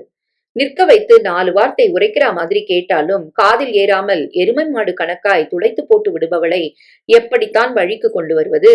மூத்த மாமாக்கள் மாதிரி இவளும் அலாதி சுயநலம் பிடித்தவள்தான் என்கிற நினைப்பு கிச்சாமிக்குள் பயத்தை உற்பத்தி செய்ய கவனத்தை வேகமாய் சின்ன பாப்பாவிடமிருந்து கிளப்பினார். சேது கடங்காரன் எங்கடா? தெரியாது தாத்தா. உன் கூட டிவி பார்க்க வரலையோ? படம் தான் விட மாட்டேனடா. நாங்க கூட்டப்போ நான் வரல, எனக்கு வேலை இருக்குன்னு சொல்லிட்டான் தாத்தா. ஆமா, பெரிய டாக்டர் துறை, கலெக்டர் துறை, வேலை பாழ்பட்டு போறதுக்கு. வேற ஏதாவது இன்னும் நல்ல படமா வெளியாயிருக்கும், கொட்டகைக்கே போயிருப்பான். அவனை தெரியாதா? சொல்லிவிட்டாரே தவிரவும் தன்னிடம் பணம் ஏதும் சேது கேட்காததால் அதுவும் சாத்தியமில்லை என்பது நினைவுக்கு வர 1/2 நிமிடம் அப்படியே நின்று எங்கே போயிருப்பான் என்று யோசனை பண்ணிவிட்டு எதுவும் திட்டவட்டமாக புரிபடாது போக, சரி கை கால அலமிண்டடா, சாப்பிட வாங்கோ என்றபடி சமையலறைக்குள் போக திரும்பியவருள் சட்டென்று சின்ன பாப்பா ஏதாவது சமைத்து வைத்திருக்கிறாளா இல்லையா என்கிற பதைப்பு உண்டானது. ஐயோ, புத்தி கெட்டு இத்தனை நேரம் அசமஞ்சமா உட்கார்ந்துட்டேனே. சின்ன பாப்பா ஏதுமே செய்யாம வழக்கமான வணங்காமுடித்தனத்தோட ஊர் சுத்த போயிருந்தா? குழந்தைகள் பசியோடு வருவார்களே, ஏதாவது பொங்கி வைப்போம் என்கிற பொறுப்பு இல்லாமல் தானும் இது நாழிகை வேண்டாத வருத்தத்தோடு இருந்து விட்டது தன்மேலேயே எரிச்சலை மூட்ட அவசரமாய் சமையல் மேடையை நெருங்கினார். குமுட்டியில் ஈயச்சொம்பில் ரசம், வெண்கல பானையில் சாதம், பக்கத்தில் கிண்ணத்தில் அது என்ன முகர்ந்து பார்த்தார் பருப்பு துவையல். ஈயச்சொம்பை மூடியிருந்த அலுமினிய தட்டை அகற்றினதும் சீரகம் மிளகு அரைத்து விட்ட ரசம் கமகமக்க சின்ன பாப்பாவின் பால் கனன்ற கோபம் பளிச்சென்று மறைந்தது. செய்ய மாட்டாளை தவிரவும் வணங்கிட்டா காரியத்துல பாட்டியே தான். விசாலத்தின் சீரக ரசம் ஒன்றுதான் இந்த மாதிரி மணக்கும். கொட்டைப்பாக்கு புளியை கரைத்து உப்பு ரசப்படி போட்டு கொதிக்க வைத்து பொடி வாசனை போனதும் துளி சீரகம் மிளகு துவரம்பருப்பு அதை கருவேப்பிலையை நரவென அரைத்து கலந்து விழாவி ஒரு கொதி வந்ததும் தாளித்தால் வீடே என்னமாய் கமகமத்து போகும். விசாலத்தின் நினைப்பை தொடர்ந்து அவள் இருந்து வந்த இந்த 1 வாரத்தில் நடந்துவிட்ட சம்பவங்களை பார்க்க நேர்ந்திருந்தால் எப்படி துடித்து போயிருப்பாள் என்கிற எண்ணம் கண்களை கலங்கச் செய்ய விரல்களால் விழிகளை தேய்த்து டே சாப்பிட வாங்கோ என்று குரல் கொடுத்தார். குழந்தைகள் 2ஐயும் தட்டுக்களோடு உட்கார வைத்து துவையலை பரிமாறிவிட்டு சாதத்தை எடுத்த போது வாசல் படியில் நிழல் தட்டியது. அலமேலம்மா கையில் தகர டப்பா. ரசமும் துவையலும் செஞ்சு வச்சுட்டேன் மாமி. நேத்தே அடுத்தாத்துல எண்ணெய் வச்சு சாப்பளம் பொரிச்சப்போ மங்களம் பொரிச்சாப்பளம் சாப்பிட்டு எத்தனை நாளாச்சு இல்லடா குமார்னு கேட்டுட்டு இருந்தது.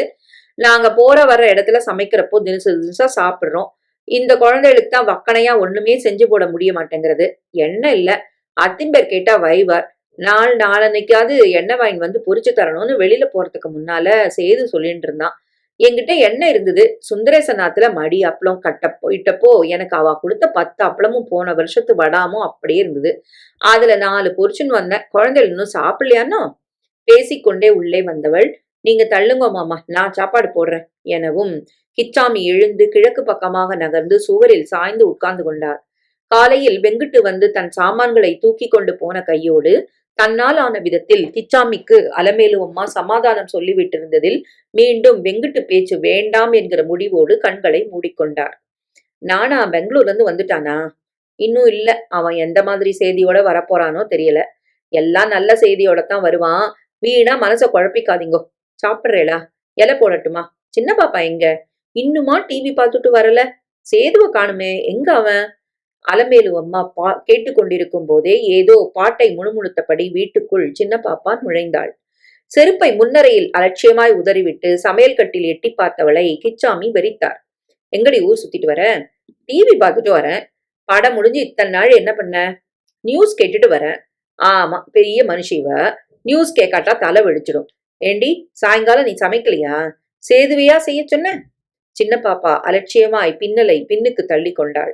எனக்கு நகை சுத்தி வந்திருக்கு, ஒரே வலி. என் கஷ்டம் பொறுக்காம சேதுவாத்தான் சமைக்கிறேன்னா. ட்ரெஸ் பண்ணிக்கொள்ள, ஊர் சுற்ற நகை சுத்தி வலிக்காது. ஆனால் வேலை செய்ய சமைக்க என்றால் மட்டும் வலி தாழாமல் போய்விடுமா? ஐயோ தெய்வமே, இந்த பெண்ணுக்கு என்றைக்குத்தான் புத்தி பொறுப்பு வரும்? கிச்சாமி புறுபுறுத்த கோபத்தை அடக்கி கொண்டார். சரி சரி, தட்டை வச்சுன்னு சாப்பிட உட்காரு. ஆள் ஆளுக்கு தனித்தனியா எத்தனை பந்தி போடுறது? எனக்கு சாப்பாடு வேண்டாம். ஏண்டி, டிரான்ஸ்போர்ட் மேனேஜர் ஆத்துல மாமியோட தம்பி வந்திருக்காருன்னு வெஜிடபிள் போண்டா பண்ணியிருந்தா. சாப்பிடுன்னு மாமி ரொம்ப சொன்னா, 4 சாப்பிட்டேன். வெட்கம் மானம் இல்லாமல் வயது வந்த பெண் அடுத்தவர் வீட்டில் போய் அனாவசியமாய் உட்காருவது சாப்பிடுவது தவறு என்று கத்த கிச்சாமி வாய் திறந்த நிமிடத்தில் வேகு வேகு என்று சேது உள்ளே வந்தான். கையில் இருந்த துணிப்பையை முன்னரையில் ஒரு பக்கமாய் வைக்க முற்படுவதை உட்கார்ந்திருந்த இடத்திலிருந்தே பார்க்க முடிய, எங்கடா ஊரை சுத்திட்டு வர? அது என்ன பையில? எதை மறைக்க இந்த பாடுபடுற? இதென்ன வீடா சத்திரமா? அவாவா தான் இஷ்டத்துக்கு காரியங்களை செய்ய. வாடா இங்க கடங்காரா என்று கிச்சாமி உரும பையுடன் சேது அவர் முன் வந்து நின்றான். கேக்குறனே, காதுல வேள. பையில என்னடா? எங்க போயிருந்த தென்னாழி? சினிமாவுக்கா? சேது கொஞ்சம் தயங்கினான். பின் பையில் கையை விட்டு உள்ளிருந்த பொருளை வெளியில் எடுத்தான். நீல நிறத்தில் அரை நிக்கர், வெள்ளை ஷர்ட்டுகள் தலா 2. ஒன்றும் புரியாமல் கிச்சாமி விழிக்க சேது தயக்கத்துடன் பேசினான். ஸ்கூல் திறந்து 1 மாசம் ஆச்சு. இன்னும் ஏன்டா யூனிஃபார்ம் போடலன்னு நேத்து கூட குமாரோட வாத்தியார் கிளாஸுக்கு வெளியில நிக்க வச்சாராம். குழந்தை ராத்திரி அழுதான். உசேன்பாய் கடையில இன்னைக்கு திறந்திருக்கும், 10 நாள்ல பணம் கொடுத்துடுறேன்னு சொல்லிட்டு துணியை எடுத்து கடவாசல இருந்த டெய்லர்கிட்ட தைக்க சொல்லி கிட்ட நின்னு வாங்கின்னு வரேன். உங்களன்னு சொல்லாம செஞ்சது தப்புதான். ஆனா உங்க மனசு சரியில்லை, கேட்டா கோச்சுப்பள். அதான். கண்ணகல வெகுளியாய் முன்னால் நின்று சேது பேச பேச யாருக்குமே இல்லாத அக்கறை அவனுக்கு மட்டும் இருப்பது இருதயத்தை என்னமோ செய்தது. இந்த நிகழ்ச்சியை வெளியில் காட்டிக்கொள்ள விருப்பம் இல்லாமல், சரி சரி பேசி நிக்காம கைய அலம்பிண்டு சாப்பிடவா? ஊர் சுத்த போயாச்சுன்னா தான் உனக்கு பசி தாகம்னு ஒண்ணுமே இருக்காதே என்றார் கிச்சாமி. அன்றிரவு 10:30 மணி சுமாருக்கு நானா பெங்களூரிலிருந்து திரும்பினான். முகத்தை பார்த்ததுமே போன காரியம் சரியான காய் என்பது கிச்சாமிக்கு புரிந்து போனது.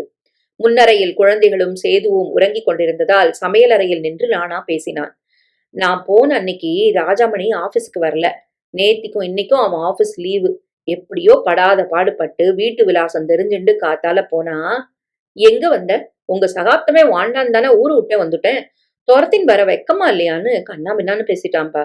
தாங்க மாட்டாம போய் பெத்த குழந்தைல அம்போன்னு விட்டுட்டு வந்த நீதாண்டா மானங்கட்டவன். அவளுக்கு ஒரு வழி சொல்லுன்னு கேட்டா, அதுக்கு அவன் அவன் சீதாலட்சுமியோட குழந்தையில மட்டும் அப்பா பாத்துக்கலையா? நானும் செத்து போயிட்டேன்னு நினைச்சுட்டு அந்த 2 சனியன்களையும் அவரையே பாத்துக்க சொல்லு. முடிஞ்சா வச்சு சமரட்சிக்கட்டும், முடியாட்டா கழுத்தை நெரிச்சு கூவத்துல போடட்டும். எனக்கு கவலை இல்லைன்னு நாக்கு தடிக்க கூசாம பேசிட்டான்பா. அட பாவி, நாசகார பாவி.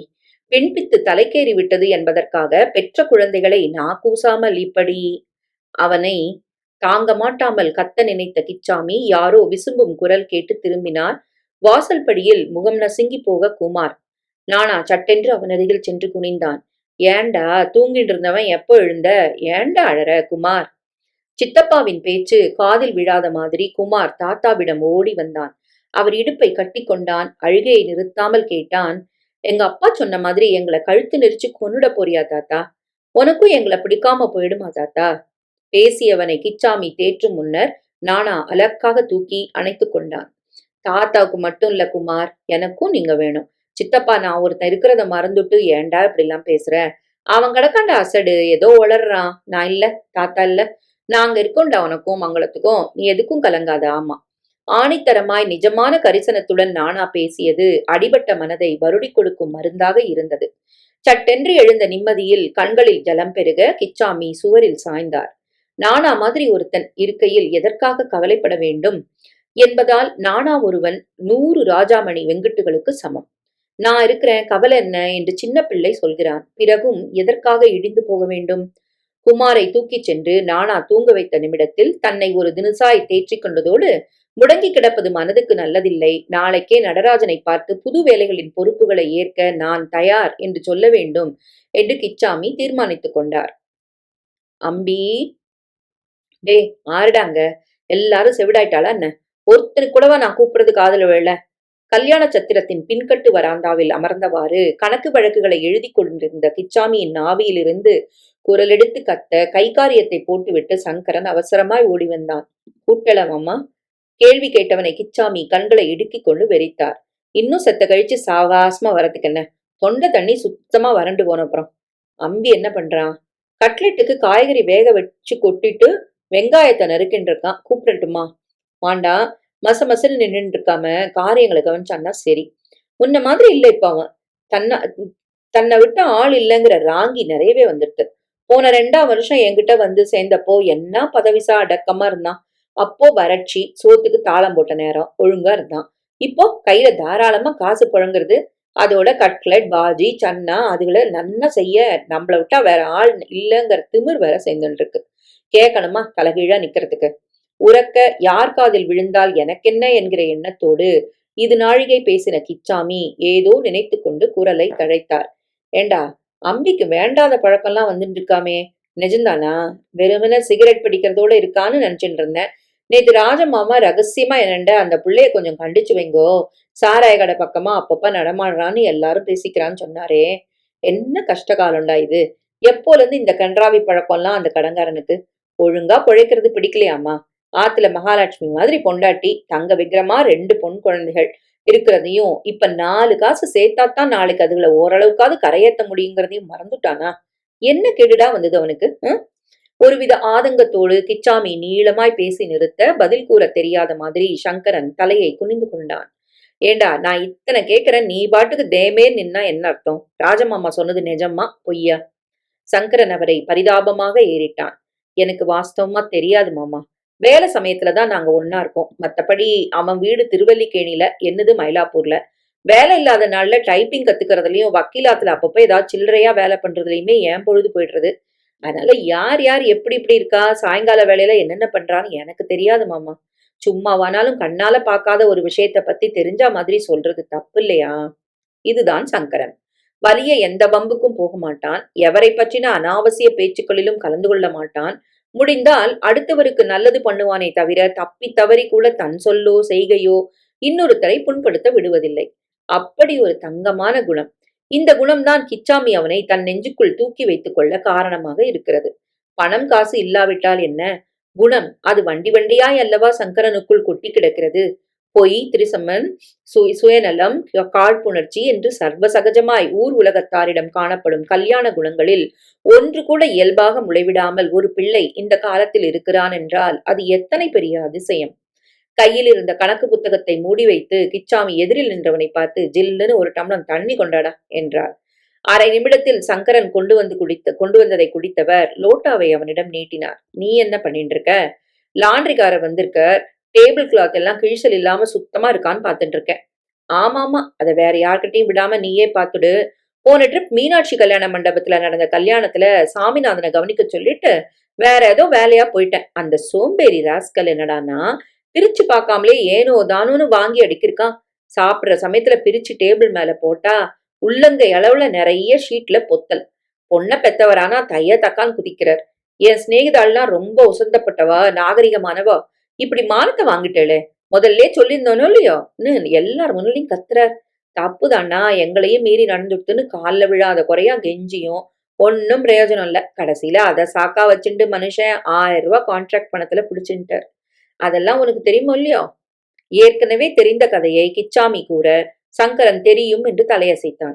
எதுக்கு இத்தனை சொல்றேன்னா, அந்த மாதிரி தப்பு தண்டா இன்னைக்கு நடந்துடக்கூடாதுன்னுட்டு தான். அதுவும் இன்னைக்கு படிச்ச இன்ஜினியர்கள் கூடுற கூட்டம். சாப்பிட்ற டேபிள் அரேஞ்ச்மெண்ட்டும் தடபுடலா இருக்கணும் கிச்சாமின்னு இன்ஜினியர் சர்மா ஸ்பெஷல்லா கூப்பிட்டு சொல்லியிருக்கார். ஆதிலிருந்து சமயம்னா நமக்கு தெய்வமா உதவுற மனுஷன். அவர் மனசு கோணாம நடந்துக்கணும். என்னடா மனசுலாச்சா? நீங்க எதுக்கும் கவலைப்படாதீங்க மாமா, நான் பாத்துக்கிறேன். பாத்துண்டா சந்தோஷம். குட்டி அப்ப என்ன சொல்றான்? டேபிள்ல வைக்க பூச்சாடிகள் பூங்கொத்து கொண்டு வரேன்னு சொல்லியிருந்தானே, வந்தானா? எதுக்கும் அம்பிய நான் வர சொன்னேன்னு சொல்லு. சேதுவை எங்க கண்லயே காணோம். பொறுப்பு இல்லாம சினிமா கினிமான்னு ஓடிட்டானா? 11 மணிக்கு அவசரமா வெளியில போக கிளம்பினா, 2க்குள்ள வந்துடுறேன்டான்னு சொல்லிட்டு போனான். ஆமா, இவன் மோரகட்டைக்கு அவசர ஜோலிதான் குறைச்சல். எங்க போனாலும் என்னண்ட ஒரு வார்த்தை சொல்லிட்டு போறதுக்கு என்ன? தேடாமலாவது இருப்போனும் இல்லையோ? தலைக்கு மேல வேலை இருக்கிறப்போ ஊர் சுத்த போயிட்டானே, இவனுக்கு துளியாவது பொறுப்பு இருக்கா? சரி சரி, நீ போய் உன் காரியங்களை கவனி. லாண்டரிக்காரரை இப்படி வர சொல்லு. அட்வான்ஸ் தரேன். ராத்திரி 11 மணிக்கு மேல வந்து ஷீட்டுகளையும் பாக்கி பணத்தையும் வாங்கி போட்டோம். சங்கரன் உடனே போய் அம்பியை வரச் சொல்ல, அவன் கூப்பிட்டலவம்மா என்று வந்து நின்றான். இந்த அம்பி என்கிற சுந்தரேசன் இவர் குரூப்பில் வந்து சேர்ந்து 2 வருடங்களே ஆகியது. வடக்கே ஒரு பெரிய மனிதர் வீட்டில் சமையலாளாக இருந்தவனுக்கு குளிர் தாங்காமல் போனதோடு குடும்பம் பெருகிவிட்டதால் சம்பாத்தியம் போதாமல் ஆனதும் பெண்டாட்டியை விட்டு பிரிந்து இருப்பது கஷ்டமாகவும் இருக்க அந்த வேலைக்கு முழுக்கு போட்டுவிட்டு தரகர் நடராஜன் மூலமாய் இவரிடம் வந்து நின்றான். வடநாட்டு பதார்த்தங்களை ருசியாய் பண்ண சரியான உதவி கிடைக்காமல் கிச்சாமி திண்டாடி கொண்டிருந்த சமயம் அது. கான்ட்ராக்ட் கொடுக்கும் இடங்களில் எல்லாவற்றிலும் இல்லாவிட்டாலும் சிலவற்றிலாவது சன்னா பட்டூரா தெரியுமா? வெஜிடபிள் கட்லெட் சமோசா செய்வீங்களா? பாவ் பாஜி வேணுமே என்று கேட்டதினால் உள்ளூரில் இங்கு அங்கு தேடி ஆட்கள் அமர்த்தியும் சரிப்பட்டு வராமல் என்னடா பண்ணுவோம் என்று முடித்துக் கொண்டிருந்த தருணம் அது. மாதிரிக்கு கொஞ்சம் சமோசாவும் சப்ஜியும் கிச்சாமி அவனை பண்ண சொல்லி காட்டச் சொன்னார். சமோசா வாயில் கரைந்தது. சப்ஜி கையை அலம்பின பிறகும் மணமணத்தது. அன்றைக்கு உள்ளே நுழைந்தவன் தான் அம்பி. இன்று சீனியர் குக் ராஜம் மாமாவுக்கு சரியாய் சம்பளம் வாங்குகிறான் என்றால் அது அவன் திறமைக்கு சாட்சி. ஆனால் ஒரு சில மாதங்களாக இந்த அம்பி பழையபடி இல்லாத மாதிரியே கிச்சாமியினுள் ஒரு எண்ணம். எதுக்கு கூட்டேன்? சட்டுப்புட்டுன்னு சொல்லிட்டேன்லாம் தேவல, எனக்கு வேலை இருக்கு. அலட்சியமாய் பேசியவனை கிச்சாமி அழுந்த பார்த்தார். உதடுகள் இரண்டிலும் ஏகத்துக்கு கரிப்பூச்சு, விரல் நுனிகளில் ஒரு மாதிரியான மஞ்சள் நிறம். ரொம்ப அதிகமாக சிகரெட் குடித்தால் தானே இப்படி உதட்டு கருப்பும் விரல் நுனி மஞ்சளும் வரும் என்பார்கள். ராஜாமணிக்கு கூட இப்படித்தான் அசிங்கமா இருக்கும். நல்லவன், புத்திசாலி, கை காரியத்தில் கெட்டிக்காரன், வாழ்க்கையில் முன்னேறக்கூடியவன் இப்படி வேண்டாத சிகரெட் குடி பழக்கத்தால் சீரழிந்து விட போகிறானே என்கிற வருத்தம் கிச்சாமிக்குள் படர்ந்தது. புத்தி சொல்ல பெரியவர்கள் யாராவது வீட்டில் இருக்கிறார்களோ? இந்த நினைப்பை தொடர்ந்து எத்தனை அசட்டுத்தனமான எண்ணம் இது என்கிற கேள்வி எழ கிச்சாமி முகத்தை திருப்பிக் கொண்டு துண்டால் முகத்தை துடைத்தார். பெரியவர்கள் இருந்தால் மட்டும் அவர்கள் கூறும் புத்திமதிகளை பிள்ளைகள் கேட்டுவிடப் போகிறார்களா என்ன? ராஜாமணிக்கும் வெங்கட்டுவுக்கும் இவர் சொல்லாத அறிவுரைகளா? பொறுப்பில்லாமல் ஓடிவிட்ட பிள்ளைகளை குறித்து எழுந்த கேள்வி இருதயத்தில் லேசாக வலியை உண்டாக்க, இப்போது அந்த நினைப்பு எதற்கு என்கிற கோபம் சட்டென்று கிச்சாமியினுள் தலை தூக்கியது. அந்த தருதலைகள் கேட்கவில்லை என்பதற்காக சங்கரன், அம்பி போன்றவர்களிடம் பெற்ற தகப்பன் ஸ்தானத்தில் இருந்து சொல்ல வேண்டியவற்றை சொல்லாமல் விட்டுவிடுவது கேவலமான குணம் இல்லையோ? நமக்கு வேண்டியவன் துளி துளியாய் கண்ணெதிரில் பாழாய் போகையில் நீ எக்கேடும் கெட்டுப்போ என்று விட்டேத்தியாய் இருப்பது மனிதாபிமானமற்ற செயல் இல்லையோ? அம்பியிடம் பக்குவமாய் பேசத்தான் வேண்டும். அடேய், உன் தலையில நீயா மண்ண வாரி போட்டுக்காத. நன்னா வாழ்றவனை கெடுக்க எப்பவுமே 4 பேர் காத்துருப்பா. அதை நினைவுல கொண்டு சமத்தா பிழைக்கப்பார் என்று கரிசனத்தோடு விடாமல் எடுத்து சொல்ல வேண்டும் தான். ஆனால் இப்போது இல்லை. இன்னொரு நாள் வேலையில்லாத சமயம் பார்த்து அம்பியை தனியாக அழைத்து பேசலாம். தீர்மானத்துக்கு வந்துவிட்ட கிச்சாமி எழுந்து நின்றார். கட்லெட்டுக்கு எல்லாம் ரெடியா? போன ட்ரிப்பு பட்டாணி வேகாம முழிச்சுட்டு இருந்ததே, அந்த மாதிரி இல்லாம நன்னா வேக விட்டுட்டியா? தயிர் வடைக்கு மேல தூவுறதுக்கு அந்த மசாலா தயாரா? 4 கட்லெட் சாம்பிள் போட்டுன்னு வா. இன்ஜினியர் மாமாக்கு கொடுத்து சரியா இருக்கான்னு கேட்கலாம். 7:30க்கெல்லாம் டான்னு இலை போட்டுடணும். மொத்தம் 150 பேரு. நான் சொன்ன அளவுதானே சாமான்களை போட்டிருக்க? பேசிக்கொண்டே சமையல் கட்டுக்குள் நுழைந்தவர் அங்கு காரியத்தில் ஈடுபட்டிருந்த ஒவ்வொரு நபரிடமும் நின்று வேலையின் சுத்தத்தை கவனித்துவிட்டு கடைசியாய் கோண்டுவிடம் வந்தார். பிசிபேடாபாத் பொடியை இடிச்சு வாங்கிட்டியா? ஆச்சு மாமா. எங்க? பொடி இடிச்சா வாசம் வரைக்கும் வாசனை ஆள தூக்க வேண்டாமா? ஒன்னையும் காணுமே. கோண்டு நீட்டிய பாத்திரத்தை மூக்கருகே எடுத்து சென்று கிச்சாமி முகர்ந்து பார்த்தார். கசகசாவும் கொப்பரையும் இவர் கூறும் அளவில் போடப்படவில்லை நிச்சயம். சாதாரணமாக எல்லோரும் வெங்காயத்தை போட்டு கொஞ்சம் வாசனை சாமான்களை கலந்து சாம்பார் சாதத்தையே பிசிபேளா என்று கதை பண்ணுகிற தினசில் கிச்சாமியின் பிசிபேளா இருக்காது. பிசிபேளா ஹுளியன்னா என்றால் என்ன ஏன் என்று கேட்கும். அப்படி ஒரு அலாதி ரகம். சென்னைக்கு குடிவந்த புதிதில் பக்கத்து வீட்டில் இருந்த மாத்வ மாமியிடம் கேட்டு விசாலம் கற்ற முறை அது. கடலை பருப்பு, பொட்டுக்கடலை, கொத்துமல்லி விதை, வத்தல் மிளகாய், பெருங்காயம், பட்டை, ஏலக்காய், கிராம்பு, கசகசா இத்தியாதிகளோடு கொப்பரையும் சிவக்க வறுத்து இடித்து பொடியை தயாரித்தால் தெருவே மணக்க வேண்டாமா? வெந்த அரிசி பருப்பை புளிஜலத்தில் கொதிக்க விட்டு இடித்து வைத்த பொடியையும் வறுத்த நிலக்கடலையையும் போட்டு சதும்ப நல்ல நெய்யை விட்டு இறக்கினால் அது பிசிபேலா புளி அண்ணா. அதை விட்டுவிட்டு சாம்பார் சாதம் மாதிரியா செய்வது? இன்னும் கொஞ்சம் கொப்பரை கசகசாவை வறுத்து இடித்து கலக்கச் சொல்லி அவரவர் செய்ய வேண்டிய வேலைகளை லிஸ்ட் போட்டு ஞாபகப்படுத்திவிட்டு கிச்சாமி வாசலுக்கு வந்தபோது வியர்வையில் தெப்பலாய் நனைந்த சட்டையுடன் சேது எதிரில் வந்தான். எங்கடா சுத்திட்டு வர? அது நீ வரவும் வேண்டாம் போகவும் வேண்டாம், விஷயத்த சொல்லு. அப்புறமா நிதானமா சொல்றேனே அத்திம்பே, இப்ப ஊர்வட்ட வேலை கிடக்கு. பெரிய மனிதன் மாதிரி அவன் பதில் பேசவும் கிச்சாமி சுள்ளென்று விழுந்தார். என்ன வேலை? யார் எப்ப என்ன செய்யணும்னு எனக்கு தெரியும். நீ முதல்ல என் கேள்விக்கு பதில் சொல்லு. சேது கையை தூக்கி நெற்றியில் வழிந்த வியர்வையை சட்டை கையில் துடைத்தான். ஆதிகேசவன் மாமாவை பார்த்துட்டு வரேன் திம்பே. எந்த ஆதிகேசவன்? High court judge. கிச்சாமி கண்களை இடுக்கிக் கொண்டார். அவரை என்னத்துக்காகடா நீ போய் பாக்குற? நம்ம குமார் அட்மிஷன் சம்பந்தமா தான் அதான் ஆத்துக்கு போய் விவரமா சொல்லங்க அத்திம்பே. அவன் பேச பேச பளிச்சென்று 10 நாட்களாய் குமார் கண்களில் ஏகப்பட்ட கனவுகளோடு வளைய வருவது கிச்சாமியினுள் மின்னியது. குமார் இந்த வருடம் 10வது எழுதி அமோகமான மார்க்குகளுடன் பாஸ் செய்திருக்கிறான். +2வை இன்னும் நல்ல பள்ளியில் படித்தால் நாளைக்கு காலேஜ் அது இது என்று சேருவது சுலபமாக இருக்குமாம். இதை அவனுடைய பள்ளி வாத்தியாரே வீடு தேடி நல்லா படிக்கிற பிள்ளை, வீணா எதிர்காலத்தை பாழடிக்க கூடாது, இந்த பள்ளிக்கூடத்துல இருந்து வேற நல்லது எதுக்காவது மாத்திருங்க என்று சொல்லி சென்ற நாளிலிருந்து குமார் சமயம் கிடைத்த போதெல்லாம் நானாவையும் இவரையும் தொணத்து கொண்டேதான் இருக்கிறான். வேலை மும்முரத்தில் ஏனோ அட்மிஷன் விஷயமாய் பெரிய மனிதர் யாரிடமாவது சிபாரிசுக்கு போவோம் என்பது அடியோடு கிச்சாமிக்கு மறந்துவிட்டது. நானாவும் 4 நாளாய் ஊரில் இல்லை, டூர் போயிருக்கிறான். இப்படி எல்லோரும் மறந்து விட்டதையா ஞாபகம் வைத்துக் கொண்டு சேது இப்போது கிளப்புகிறான். இவனால் இது குறித்து என்ன செய்ய இயலும்? கிச்சாமிக்கு மகா ஆச்சரியமாக இருந்தது. ஜட்ஜ் மாமாவை போய் பாத்தியா? குமார் அட்மிஷன் விஷயமாவா? மொட்டை தாத்தா குட்டையில விழுந்தான்னு பேசாம ஒழுங்கா விவரத்தை சொல்லுடா. வித்யா பாரதியில சேர்க்கணும்னு குமார் ரொம்ப ஆசைப்படுறான். அத்திம்பே, 4 நாளா தெரிஞ்சவாட்ட விசாரிச்சப்போ ஜட்ஜு மாமாவும் டாக்டர் நித்யானந்தமும் அந்த ஸ்கூல் போர்டுல மெம்பரா இருக்கான்னு தெரிய வந்தது. நேத்திக்கு டாக்டரை பார்த்தேன், குமாரோட மார்க்குகளை சொன்னேன், பார்க்கலான்னு. சூட்டோட சூடா இன்னைக்கு ஜட்ஜு மாமாவையும் பார்த்துட்டா தேவலன்னு தோணித்து. ஞாயிற்றுக்கிழமை இல்லையா, மாமா ஆத்துலதான் இருந்தார். காலில் விழுந்து விஷயத்த சொன்னேன். கிச்சாமிய வர சொல்லு, நான் பேசிக்கிறேன்னு சொல்லிட்டார். எனக்கு என்னமோ நம்பிக்கை இருக்கு அத்திம்பேர். நீங்க நாளைக்கே ஒரு நட போய் 2 பேரையும் பார்த்துட்டேன்னா குமாருக்கு கண்டிப்பா சீட் கிடைக்கும். வெயிலில் அலைந்து வியர்வையில் நனைந்து முகத்தில் சோர்வு கோலம் போட்டாலும் அதை பற்றி கவலைப்படாமல் கருமமே கண்ணாக சேது பேச, இந்த சின்ன பையனுக்கு இருக்கும் பொறுப்பு கூட தனக்கு இல்லையே என்கிற வெட்கம் அவமானத்தோடு சேர்ந்து கொண்டு கபகபவென கிச்சாமிக்குள் ஊறியது. தன் முகத்தை சேது காணாதிருக்க வேண்டி திரும்பி அரை நிமிடம் போல நின்றவர் கொஞ்சம் ஆசுவாசப்படுத்திக் கொள்ள முடிந்ததும், சரி சரி எல்லாம் எனக்கு தெரியும், நீ முதல்ல மூஞ்சி அலம்பிண்டு அந்த ஈரச்சட்டை அவுத்து போட்டுட்டு உள்ள சூடா காஃபி கலந்து தர சொல்லி குடி. நன்னா குமார் சீட்டுக்காக இந்த பேய் வெயில்ல அலைஞ்ச. பாக்குறவன் என்ன சொல்லுவான்? கிழந்தான் ஹாயா உட்காந்துட்டு இந்த அசட வேலை வாங்குறது பாத்தியான்னு தானே. போடா, போய் காஃபியோட கட்லெட் ரெடி ஆயிடுத்துன்னா அதுலயும் 2 எடுத்துட்டு அப்புறமா ஏதாவது வேலை பாரு. அதை செய்யாம ராமன் ஸ்வீட்டுக்கு முந்திரி நறுக்கி தரேன்னு சொன்னான்னு போனியோ, எனக்கு கெட்ட கோபம் வரும். என்ன மனசாச்சா என சேது உள்பக்கமாய் சென்றான். நாளைக்கு கட்டாயம் ஜட்ஜ் மாமாவை பார்த்து பேரன் படிப்புக்கு உதவு சொல்ல வேண்டும் என்கிற முடிவோடு வராந்தாவில் உட்கார்ந்திருந்த கிச்சாமி மூடி வைத்து விட்டு போன கணக்கு புத்தகத்தை பிரித்து வைத்துக் கொண்டார். ராஜாமணியும் வெங்கட்டுவும் பொறுப்புகளிலிருந்து கழண்டு கொண்டு ஓடி போனதும், இனி நான் உழைப்பேன், உழைத்து என் குடும்பத்தை காப்பாற்றுவேன் என்று கிச்சாமி உறுதி செய்து கொண்டு விட்ட இந்த 1 வருடத்தில் உழைப்பும் அதிகம், பலனும் கைமேல். முன்பு ஒரு நாளில் ஒரு கான்ட்ராக்டை நடராஜன் எடுக்க சம்மதித்தவர் துணிந்து ஒரே முகூர்த்தத்தில் 2 கல்யாணங்களை நடத்தி கொடுக்க முன்வந்தார். திருமணம் இல்லாமல் சின்ன சடங்குகள். இன்று நடப்பது போல மீட்டிங் என்றால் 2, 3 கூட ஏற்பது உண்டுதான்.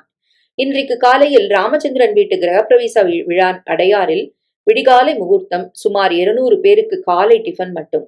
அதை கிட்ட நின்று கவனித்து சாப்பாட்டுக்கு வீட்டு மனிதர்கள் தான் அதிகமாய் வெளியாள் இல்லை என்பதால் ராஜம் மாமா தலைமையில் 4 வரை அங்கு விட்டுவிட்டு இங்கு வந்து விட்டார். 2 மணிக்குள் அங்கு காரியம் முடிந்து அவர்களும் வந்து விடுவார்கள். இங்கு இன்ஜினியர்கள் கூட்டம்.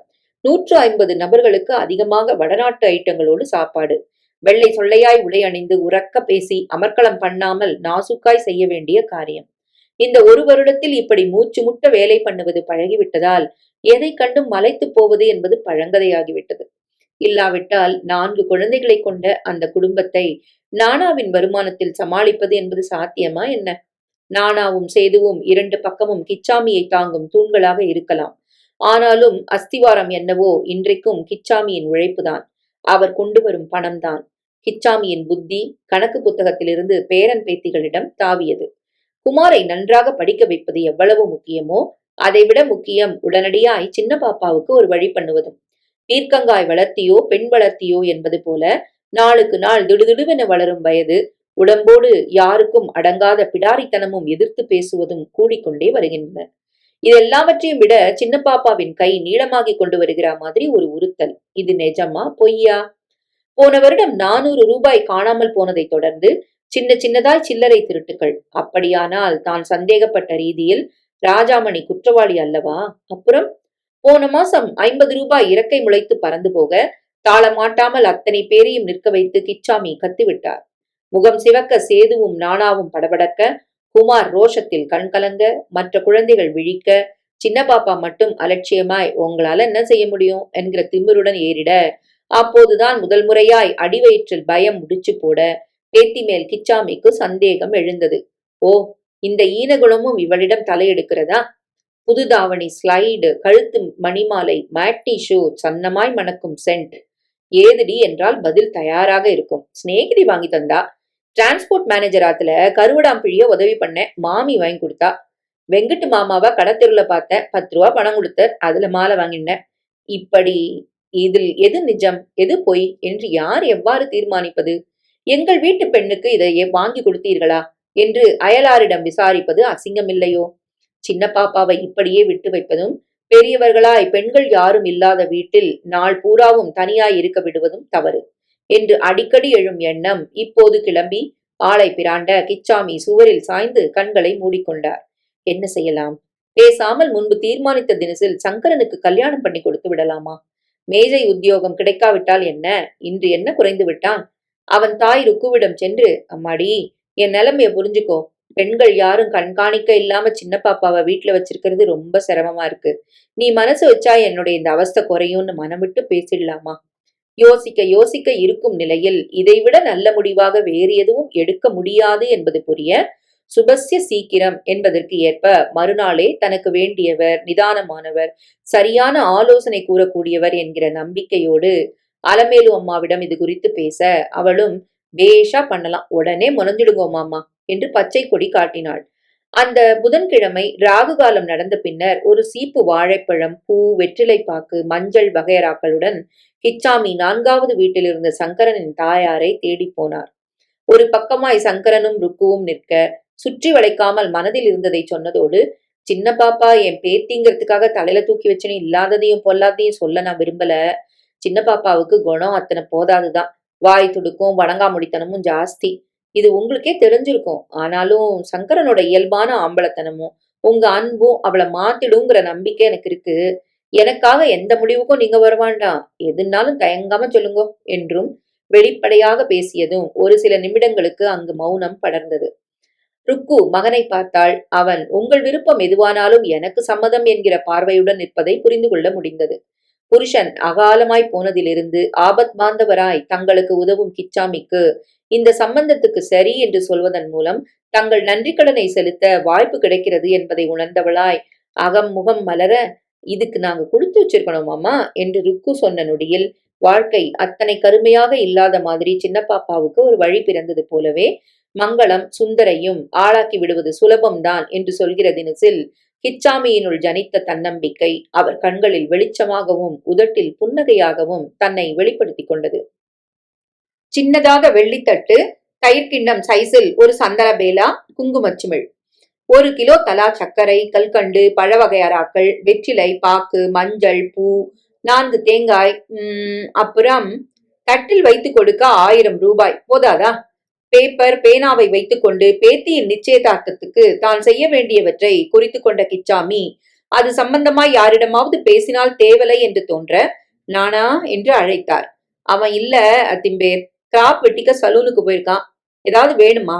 சமையல் கட்டிலிருந்து சேது குரல் கொடுக்க, 1 வாய் காஃபி கலந்து கொண்டு வா என்று கூற நினைத்த கிச்சாமி தன் நினைப்பை மாற்றிக்கொண்டு வாளாவிருந்தார். சமையல் கட்டில் வேலையாய் இருப்பவனை அனாவசியமாய் எதற்கு இழுத்தடிக்க வேண்டும்? பேருக்குத்தான் சின்ன பாப்பா பெண் என்கிற அந்தஸ்தில் அந்த வீட்டில் வளைய வருகிறாளே தவிரவும் காரியங்கள் அத்தனையும் செய்வது சேதுதானே. 5:30க்கு போய் பூத்திலிருந்து பால் பைகளை வாங்கி வருவதிலிருந்து காஃபி கலந்து கொடுத்து காலை சமையலை முடிப்பது வரை எல்லாம் சேதுவின் காரியங்கள் தானே. என் தாத்தாவின் உருமலுக்கு பயந்து கொண்டு பல் தேய்த்த கையோடு சின்ன பாப்பா சமையல் கட்டில் போய் உட்கார்ந்து கொள்வாள். போனால் போகிறது என்கிற தினசில் காய் நறுக்கி கொடுப்பது, தேங்காய் திருவுவது போன்ற காரியங்களை தருவாள். மற்றபடி சாதம் வெடிப்பது, அரைப்பது, கரைப்பது ஒன்றுக்கும் விரலை கூட அசைக்க மாட்டாள். வெளியே கான்ட்ராக்ட் வேலைகளுக்கு போகும் நாட்களில் சேது விடிகாலை 3க்கெல்லாம் எழுந்து அத்தனையும் தயார் செய்துவிட்டு கிளம்பாவிட்டால் அன்று பூராவும் வீடு நாறித்தான் போகும். வெந்தும் வேகாததுமாக சாதம், சரியாக கொதிக்காத ரசம் என்று வாயில் வைக்க வழங்காமல் காமா சோமா என்று எதையாவது சின்ன பாப்பா செய்து வைப்பதில் சாயங்காலம் ஆவதற்குள் பசியில் குழந்தைகள் துவண்டு போய்விடும். இதை தவிர்க்கவும் வாய்க்கு ருசியாய் குழந்தைகள் சாப்பிடவும் என இப்போதெல்லாம் கல்யாண சத்திரத்திலிருந்து ஒரு ஆள் மூலமாக டிஃபன் கேரியர் நிறைத்த சமைத்த பதார்த்தங்களை வீட்டுக்கு சேது அனுப்பிவிடுகிறான். அல்லது அவனே வேகு வேகென்று ஒரு நடை ஓடி வந்து கிட்ட நின்று பரிமாறி குழந்தைகளை சாப்பிட வைத்து வந்த சூட்டிலேயே திரும்பி விடுகிறான். ஏண்டா இப்படி மன்னாடுற என்று ஒரு தரம் கிச்சாமி அவன் படும் அவஸ்தை தாழாமல் கேட்டபோது கண்கள் கலங்கி போக சின்ன குரலில் பதிலளித்தான். மாசத்துக்கு 3/4 நாள் ஸ்வீட்டும் காரவுமா நாம சாப்பிட்டுட்டு அந்த சின்னஞ்சிறுசுகளை வாயை கட்டிட்டு மோருஞ்சாத்தோட இருன்னு சொல்றது நியாயமா திம்பேர்? வளர்ற குழந்தைகள் அதுகளுக்கு ஆசையும் ஏக்கமும் நிறைய இருக்கும். இப்ப சாப்பிடாம வேற எப்ப சாப்பிட போறதுகள்? அதுகளை அங்க பசியில வாட விட்டுட்டு இங்க சாப்பிட உட்கார்ந்தா தொண்டை குழியில சாதம் இறங்க மாட்டேங்கிறத திம்பேர். அதுக்காக அதுக்காக கை காரியத்தை விட்டுட்டு டிஃபன் கேரியரை தூக்கின்னு ஓடுறது நியாயம்னு சொல்றியா? அதான் வேலை முடிஞ்சு வரப்போ ஸ்வீட்டு காரம் எல்லாத்தையும் பொட்டலம் கட்டின்னு வரோமே. ஸ்வீட்டும் காரமும் தின்னா வயிறு ரொம்பிடுமா திம்பேர்? குழம்பு ரசம் கறியோட சாதம் சாப்பிட்ற மாதிரி ஆகுமா? வேலை நேரத்துல நான் போறத பத்தி சொன்னேன், சரிதான். ஆனா ஆத்துக்கு போயிட்டு வர நாம எடுத்துக்கிற 1 மணி நேரத்தை சுருக்க எழுந்துண்டோ இல்ல கண் முழிச்சோ ஈடு கட்டி எந்த வேலையும் முடங்காம செஞ்சுடுறேனே அத்திம்பேர். அது என்னமோ வாஸ்தவம்தான். குழந்தைகளுக்கு என்ன சாப்பாடு எடுத்து போகும் நாட்களில் ஒரு நிமிடம் ஓய்ந்து உட்காராமல் அதை இதை இழுத்து போட்டுக்கொண்டு எல்லோர் வேலையும் கையிலிருந்து வாங்கி செய்வது உண்டுதான். என்ன திம்பேர் நோட்டு புத்தகத்தை பச்சுன்னு தூங்குறேள்? கிச்சாமி நிமிர்ந்த போது கையில் காஃபியுடன் சேது நின்றிருந்தான். இப்படித்தான் மறைந்து போன விசாலம் இவர் நினைப்பு அறிந்து முகம் பார்த்து செயல்படுவாள். இல்லை, சட்டென்று மனைவியின் நினைப்பு ஆளை திக்குமுக்காட செய்ய கலங்கட்டுமா என்று கேட்ட கண்களை துண்டால் அழுந்த துளைத்தபடி டம்ளரை வாங்கினார். சமைச்சுட்டு இருக்கியாடா? சும்மா கல்யாண சாப்பாடு சாட்டு சாட்டு அழுத்து போயிடுத்தேன்னு இன்னைக்கு பத்தியமா சமைக்கிறான் திம்பர். அலமேலுமா கிட்ட இருந்து மாங்கொட்டை வாங்கின்னு வந்து அதை போட்டு குழம்பு வச்சிருக்கேன். பருப்பு துவையல், மிளகு ரசம். அவ என்ன பண்றா? ஆறு சின்ன பாப்பாவா கேக்குறாளா? டிரான்ஸ்போர்ட் மேனேஜர் ஆத்துல வர சொல்லியிருக்கான்னு புறப்பட்டு போனா. எதுக்கு தெரியாது அத்தம்பேர். கிச்சாமி கோபத்துடன் முகத்தை சுளுக்கி கொண்டார். இப்படி வேலை கட்ட வேலையில அவ கூப்பிட்டா இவளை போகாதன்னு எத்தனை தூரம் சொன்னாலும் காதுல வாங்க என்ன இடம் அது? காலங்காத்தால மணி 7 ஆகல, அதுக்குள்ள டிரான்ஸ்போர்ட் மேனேஜர் வீட்டுல இவளுக்கு என்ன வேலை? வர்ற புதன்கிழமை நிச்சயதார்த்தத்தை வச்சுக்கணும்னு தீர்மானிச்சிருக்கேன். அவ பொறுப்பு இல்லாம இப்படி ஊரை சுத்திட்டு இருந்தா தெரு மனுஷா என்ன சொல்லுவா? அவர் சின்ன பாப்பா மேல் கூறும் புகார்களை ஒதுக்கிவிட்டு திருமணத்தை சேது ஆர்வத்தோடு பிடித்துக் கொண்டான். அடிச்சக்க வர்ற புதன்கிழமை நிச்சயதார்த்தமா? எங்க நடக்கும் அத்திம்பேர்? சங்கரனோட ஆத்துல தானே? அதானடா சம்பிரதாயம். இது என்ன புது கேள்வி? பேசிக்கொண்டே கிச்சாமி எழுந்து சென்றார். துண்டை உதறி தோளில் போட்டு கணக்கு புத்தகத்தை கையில் எடுத்துக்கொண்டார். நான் அலமேலுமா வீடு வரைக்கும் போறேன். நானா வந்தா சுருக்க குளிச்சுட்டு இங்க வர சொல்லு. அப்புறம் 10 நிமிஷம் பாரு. அந்த ஊர் சுத்தி கழுத வீட்டுக்கு வரலன்னா குமார அனுப்பி கூட்டின்னு வர சொல்லு. என்ன? 2 அடி நடந்தவரை சேது அத்திம்பேர் என்று மெதுவாக அழைக்க, ஏண்டா புறப்படுறப்போ அபசகுனாட்டம் கூப்பிடுற என்றார் கிச்சாமி எரிச்சலுடன். இல்ல வந்து எண்ணெய் தேய்ச்சுன்னு நாளாச்சே, வேணா வெத்தலை மஞ்சள் போட்டு கொஞ்சம் எண்ணெய் காய்ச்சி வைக்கட்டுமான்னு கேட்கத்தான். வாக்கியத்தை முடிக்காமல் அவன் நிற்க 1/2 நிமிடம் அப்படியே நின்று அவனை வெறித்த கிச்சாமி பதிலாக ஏதும் கூறாமல் திரும்பி நடந்தார். இவர் அடுத்த வீட்டில் நுழைந்த போது ஜன்னலின் கீழ் அமர்ந்து அந்த வெளிச்சத்தில் அலமேலும்மா அரிசியில் கல் பொறுக்கி கொண்டிருந்தாள். வாங்கும் அம்மா, ஏது கால வேளையில? அலமேலு அம்மாவுக்கு கிழக்கு பக்கமாய் சற்று தள்ளி கிச்சாமி உட்கார்ந்தார். காஃபி சாப்பிடறா? வேண்டாம், இப்பதான் 2ஆம் காஃபி குடிச்சிட்டு வரேன். நேத்து பஞ்சாங்கத்தை புரட்டி பார்த்தேன். வர்ற புதன்கிழமை நாள் நன்னா இருக்க மாதிரி படுறது. அன்னைக்கே பாக்குவத்துல மாத்தின்ட்டா என்னன்னு தோணித்து. அதான் பெரியவா அவங்கள கேட்டுன்னு தீர்மானிக்கலான்னு வந்தேன். அலமேலும்மா கையில் இருந்த முரத்தை கீழே வைத்தார். எழுந்து ஆணியில் மாட்டியிருந்த பஞ்சாங்கத்தை எடுத்துக்கொண்டு மீண்டும் ஜன்னலடியில் வந்து உட்கார்ந்தாள். கண்ணாடியை ஒரு தரம் துடைத்து மாட்டியவள் பஞ்சாங்கத்தை பிரித்து ஆவணி மாதத்தை எடுத்தாள். புதன்கிழமை சித்த யோகம். ஆமா, நாள் நன்னாத்தான் இருக்கு. சாயங்காலமா நிச்சயதாம்பலத்தை தாராளமா வச்சுக்கலாம். ருக்கிட்ட அவளுக்கு வசதியா இருக்குமான்னு கேட்டலா? இன்னும் இல்ல. நாம தயாரா இல்லையான்னு தெரிஞ்சுட்ட அப்புறம் தானே அவட்ட போக முடியும். யோசிச்சு பார்த்த வரைக்கும் நமக்கு சரிப்பட்டு வரும்னே தோன்றது. அலமேலுமா, நிச்சயதார்த்தத்துக்கு வைக்க சின்னதா வெள்ளித்தட்டு, சந்தன பேலா, குங்குமச்சிமிழ், 1000 ரூபாய் பணமும் போறாதா? ஏழை சமையல்காரன், என்னால முடிஞ்சது அவ்வளவுதான். அடே அப்பா, ஏன் போறாதுன்னு நினைக்கிறேள்? வெள்ளி என்ன விலை விற்கிறது தெரியுமா? நீங்க செய்ய நினைக்கிறது எதேஷ்டம். ஆமா, கை காசு போட்டா வெள்ளி சாமான்லாம் வாங்க போறேள்? கிச்சாமி இல்லை என்று தலையசைத்தார். ராஜாமணிக்கு பூணல் போட்டப்போ என் மாமனார் வாங்கி வந்த அந்த வெள்ளித்தட்டும் பேலாவும் இருக்கு. ஏதோ நாம செஞ்ச புண்ணியம், அவனுக்கு அந்த சாமான்களை பத்தின நினப்பு வரல. இல்லைன்னா கொண்டா அதையும் என்னதானன்னு வெக்கம் இல்லாம வாங்கி போயிருப்பான். முன்ன ஒரு தடவை விசாலத்துக்கு ஒரு கல்யாணத்துல ஒரு வெள்ளி குங்குமச்சிமிழ் வச்சு கொடுத்தா.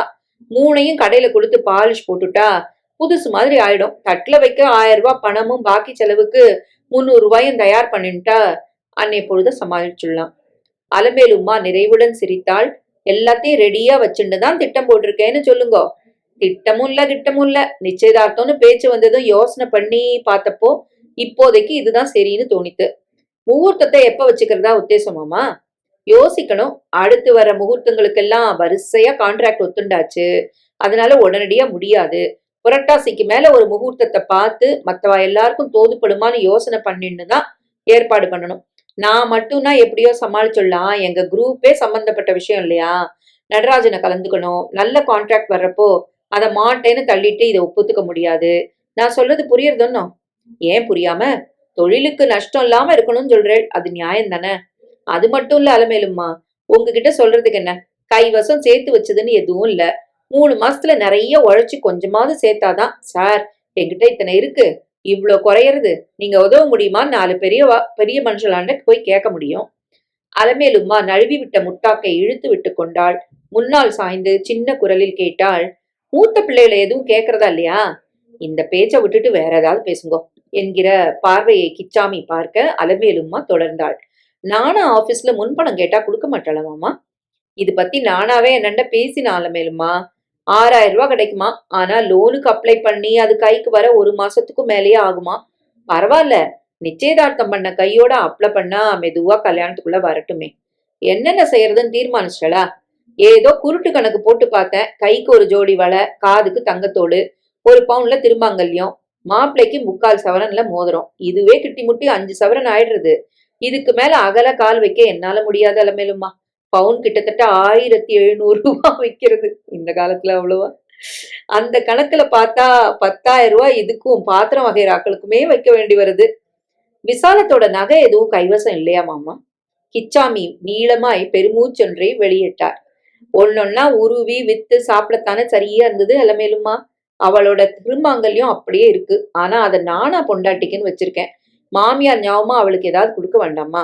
அப்ப நகை, பாத்திரம், பண்டம், துணி எல்லாமே புதுசா வாங்குறதா தான் இருக்கேன்னு சொல்லுங்கோ. எல்லாம் சொல்ல முடியாது. காமுவோட பித்தளை பாத்திரங்கள் மச்சில கிடக்கு. கொஞ்சத்தை எடுத்து தேய்ச்சு கொடுத்துடலாம். அவர் முடிக்கும் முன்னர் அலமேலும்மா குறுக்கிட்டாள். காமுவோடத தூக்கி இவளுக்கு கொடுத்தா நாளைக்கு அந்த ராஜாமணி ஏன் குழந்தைகளுக்கு சேர வேண்டியதை கொடுத்துட்டியேன்னு சண்டைக்கு வர போறாமாமா. அலமேலும்மா இப்படி கேட்டதும் கிச்சாமி கோபத்துடன் கண்களை இடுக்கிக் கொண்டார். அதென்ன, இதையே தான் நானும் நானா கிட்ட கேட்டேன். அதுக்கு அவன் பொத்த குழந்தைகளை அம்போன்னு விட்டுட்டு மேராமினிக்கு பின்னால போன உனக்கு இதை கேட்க என்னடா யோகியதை இருக்குன்னு நாக்க பிடுங்கிக்கிற மாதிரி பதிலுக்கு கேட்டுடுவேன்னு சொல்றான். எப்படியோ பெருசா எந்த கலாட்டாவும் இல்லாம சின்ன பாப்பா கல்யாணம் நடந்துடுத்துனா சரி. சங்கரனும் ருக்குவும் அருமையான மனுஷா. அவாத்துக்கு போக நம்ம பொண்ணுக்கு கொடுத்துதான் வச்சிருக்கணும். இவளை ஒரு தினசா கரையேத்திட்டா 4-5 வருஷம் கழிச்சு அடுத்தவளை பத்தி நினைக்கலாம். ஈஸ்வரன் கிருபையில. அலமேலும்மா பேசிக் கொண்டிருக்கையிலேயே அத்திம்பேர் என்று சேது வாசலில் நின்று குரல் கொடுத்தான். என்னடா? பெரிய பாப்பா வந்திருக்கா, உங்களோட அர்ஜென்ட்டா பேசணுமா, வரலா? பெரிய பாப்பா என்கிற கோமதி கிச்சாமியின் கடைசி பெண். செங்கல்பட்டில் அவள் புருஷன் ஒரு துணிக்கடையில் குமாஸ்தாவாக இருக்கிறான். கல்யாணமாகி 10 வருடங்களுக்கும் மேலேயே ஆகின்றன. இன்னும் குழந்தை குட்டி என்று எதுவும் உண்டாகாததில் பெரிய பாப்பாவுக்கு குறையான குறை. ராஜாமணி மகளை ஒத்த வயதுக்காரியுடன் ஓடி போன பிறகு இந்த ஆத்துல ஏன் பொண்ணா பிறந்தோன்னு அவமானமா இருக்கு. தூ என்று கண்ணா பின்னாவென்று தனக்குத்தான் வாய் இருக்கிற மாதிரி கத்திவிட்டு போன பெரிய பாப்பா முழுதாய் ஒரு வருடம் கழித்து இன்றுதான் பிறந்த வீட்டுக்கு வந்திருக்கிறாள். என்ன விஷயம்? சோழியன் குழுமி சும்மா ஆடாதே. யோசனையில் புருவங்கள் முடிச்சு போட்டுக்கொள்ள எழுந்து வீட்டுக்கு போன கிச்சாமிக்கு அழுது சிவந்த முகத்துடன் நின்றிருந்த மகளை பார்த்ததுமே ஓஹோ, விஷயம் சாதாரணமானது இல்லை என்று புரிந்து போனது. வா என்று ஒற்றை வார்த்தையில் மகளை அழைத்தவர் தொடர்ந்து, மாப்பிள வரலையா, நீ மட்டுமா வந்திருக்க என்று கேட்டு அதற்கு பதிலை எதிர்பார்க்காமல் கொல்லை பக்கம் பார்க்க நடந்தார். கிணற்றடியில் குளித்துக் கொண்டிருந்த நானா இவரை கண்டதும், பெரிய பாப்பா வந்திருக்காப்பா என்றான். என்ன விஷயம்னு கேட்டியா? இல்ல, நான் இப்பத்தான் பார்பர் ஷாப்ல இருந்து வந்தேன். குளிச்சுட்டு போய்தான் என்ன ஏதுன்னு விசாரிக்கணும். மேற்கொண்டு மகனை எதுவும் கேட்காமல் கிச்சாமி வேட்டியை அவிழ்த்து தோய்க்கும் கால் மேல் வைத்தார். 4 வாளி ஜலத்தை இழுத்து உச்சந்தலையில் விட்டு கொண்டார். வாளி ஜலத்தில் வேட்டியை அலசி கல்லில் அடித்து முறுக்கி பிழிந்தார். பின்னர் அதை உதறி உடம்பை துடைத்துக் கொண்டு மீண்டும் அலசி பிழிந்து கம்பியில் வேட்டியை காய போட்டுவிட்டு வெளித்தாழ்வாரத்து கொடியில் தொங்கிக் கொண்டிருந்த வேட்டியை உடுத்திக் கொண்டார். சமையல் கட்டினுள் சென்று சாமி அலமாரியிலிருந்து விபூதி சம்பளத்தை எடுத்து நெற்றியில் பட்டையாய் இட்டு கண்களை மூடி 10 தரம் நாராயணா நாராயணா என்று ஜபித்தார். எதிரில் நின்ற சேதுவிடம், அவளுக்கு காஃபி ஏதாவது கலந்து கொடுத்தியாடா என்று கேட்டவாறு கூடத்தில் வந்து உட்கார்ந்து கொண்டார். பெரிய பாப்பா இன்னமும் நின்ற இடத்திலேதான் நின்று கொண்டிருந்தாள். ஜன்னல் திண்ணையில் கையில் புத்தகத்துடன் குமார், இன்னொரு பக்கத்தில் தலையை வாரிக்கொண்டு மங்களம், அருகில் சுந்தரி. கிச்சாமி மகளை ஏறிட்டார். இப்படியே குத்துக்கள் மாதிரி நின்று இருக்கவா வந்த? உள்ள போய் கை கால் அலம்பிண்டு காஃபி குடிச்சிட்டு வாயேன். இப்போது பெரிய பாப்பா தலையை கவிழ்த்து கொண்டு சன்னமாய் விசும்ப ஆரம்பித்தாள். என்னடி இது, என்ன விஷயம் சொல்லாட்டா எனக்கு எப்படி புரியும்? இதற்கு பதில் கூறாமல் இன்னும் கொஞ்சம் பெரிதாய் அவள் அழ முயற்சிக்க கிச்சாமி குழந்தைகள் பக்கம் திரும்பினார். என்னடா பண்ணிட்டு இருக்க 3 பேரும்? ஞாயிற்றுக்கிழமை தானே, சிநேகிதா யாராத்துக்காவது போய் செத்த நாழி விளையாடி நிறுத்து வாங்கோ, எந்திரிங்கோ. தாத்தா தாங்கள் அங்கிருப்பதை விரும்பவில்லை என்பதை புரிந்து கொள்ள முடிய முதலில் குமார் புத்தகத்தை மூடி வைத்துவிட்டு எழுந்தான். அவ வாங்கடி, சுந்தர் வீட்டுல போய் டிவி பார்க்கலாம் என்றபடி வெளியில் நடந்தான். அதற்குள் தயாராகிவிட்ட நானாவும் அப்பா பக்கத்தில் வந்து அமர்ந்து கொண்டான். சொல்லுடி, என்ன நடந்துட்டுன்னு நீ இப்படி இடிஞ்சு போயிருக்க? பெரிய பாப்பா மூக்கை உறிஞ்சு கொண்டாள். இன்னும் என்ன நடக்கணும்? ஒத்தொத்தர் பேசுற பேச்ச கேக்குறப்போ நாக்க பிடுங்கின்னு செத்துள்ளாமான் இருக்கு. அப்படி என்ன பேசுறா? இன்னும் பேச பாக்கி என்ன இருக்கு? நின்னா குத்தம், உட்கார்ந்தா குத்தம். இதை தவிர மூச்சுக்கு 300 தரம் மலடி மலடிங்கிற ஏசல் வேற. ஓ, பழைய கதைதானா? புதிதாய் ஒன்றும் இல்லையா? கிச்சாமி லேசான நிம்மதியுடன் சுவரில் சாய்ந்தார். 10 வருஷமாவே நடக்கிற கதை தானே இது. நான் வேற என்னமோ ஏதோன்னு பயந்துட்டேன். சரக்கென்று தலை நிமிர்ந்த பெரிய பாப்பா கழுத்து ரத்த நாளங்கள் புடைத்துக் கொள்ள கத்தினாள். உங்களுக்கு ஏதாவது எப்பவாவது உரைச்சாத்தானே தன்னை போல மத்தவாளும் ஜடமா இருக்கணும்னு நினைக்கிற அவ கிட்ட கஷ்டத்தை சொல்ல வந்தது என் தப்புதான். தலையில் பட்பட்டென்று ஓங்கி அடித்துக்கொண்டு பெரிதாய் அழத் தொடங்க நானா குறுக்கிட்டான். வேண்டாத பேச்செல்லாம் பேசிண்டு நிக்காம விஷயத்த சொல்ல போறியா இல்லையா? பெரிய பாப்பா அழுகையினூடே பேசினாள். குழந்தை ஏன் உண்டாகலங்கிறதுக்காக டாக்டர்கிட்ட போனோம். அதான் ஏற்கனவே தெரியுமே. டிஎன்சி போன வருஷம் பண்ணிண்டப்போ நான் கூட டாக்டர்கிட்ட சொல்லி கன்செஷன் வாங்கி தந்தனே. என்ன பேச விடண்டா, தான் செஞ்சதையே பீத்திக்காம. இப்ப மறுபடியும் டாக்டர்கிட்ட போனப்போ கர்ப்பப்பை இறங்கி இருக்கு, ஆபரேஷன் மூலமா அதை மேல வச்சு தைச்சா உடனே குழந்தை உண்டாகும்னு அடிச்சு சொல்றா. அதுக்கு பெரிய பாப்பா ஒரு தரம் பெற்றவரையும் தம்பியையும் ஏறிட்டு விட்டு தலையை குனிந்து கொண்டு பேசிய போது குரல் கிசுகிசுப்பாக வெளிப்பட்டது. எங்க ஆத்துக்காரர்கிட்ட பணம் இல்லையா, கோளாரோட தானே உங்க அப்பா உன்னை எனக்கு கல்யாணம் பண்ணி வச்சான். அதனால இந்த ஆபரேஷனுக்கு செலவு பண்றது அவர் பொறுப்பு தான்.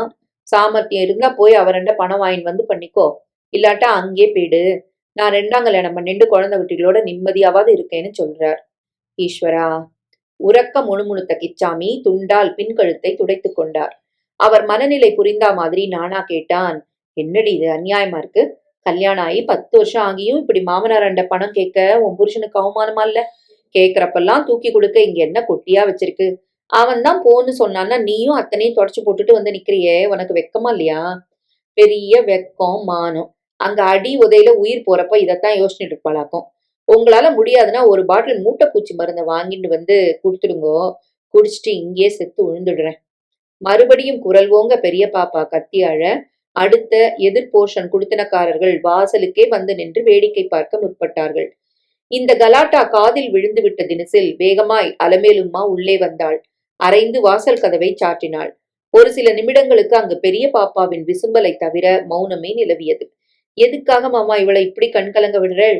நானா அழச் சொல்றேன்? என் கஷ்டம் புரியாம இவளா வந்து இங்க கூத்தடிச்சா அதுக்கு நான் என்ன பண்றது? ஆத்திரத்துடன் பேசியவரை இஷ் இஷ் என்று அலமேலுமா அடக்கினாள். கொஞ்சம் நிதானப்படுத்திக்கோங்க. அள்ளி கொட்டிடுறதால எதுவும் ஆக போறதில்ல. பின்ன என்ன அலமேலுமா?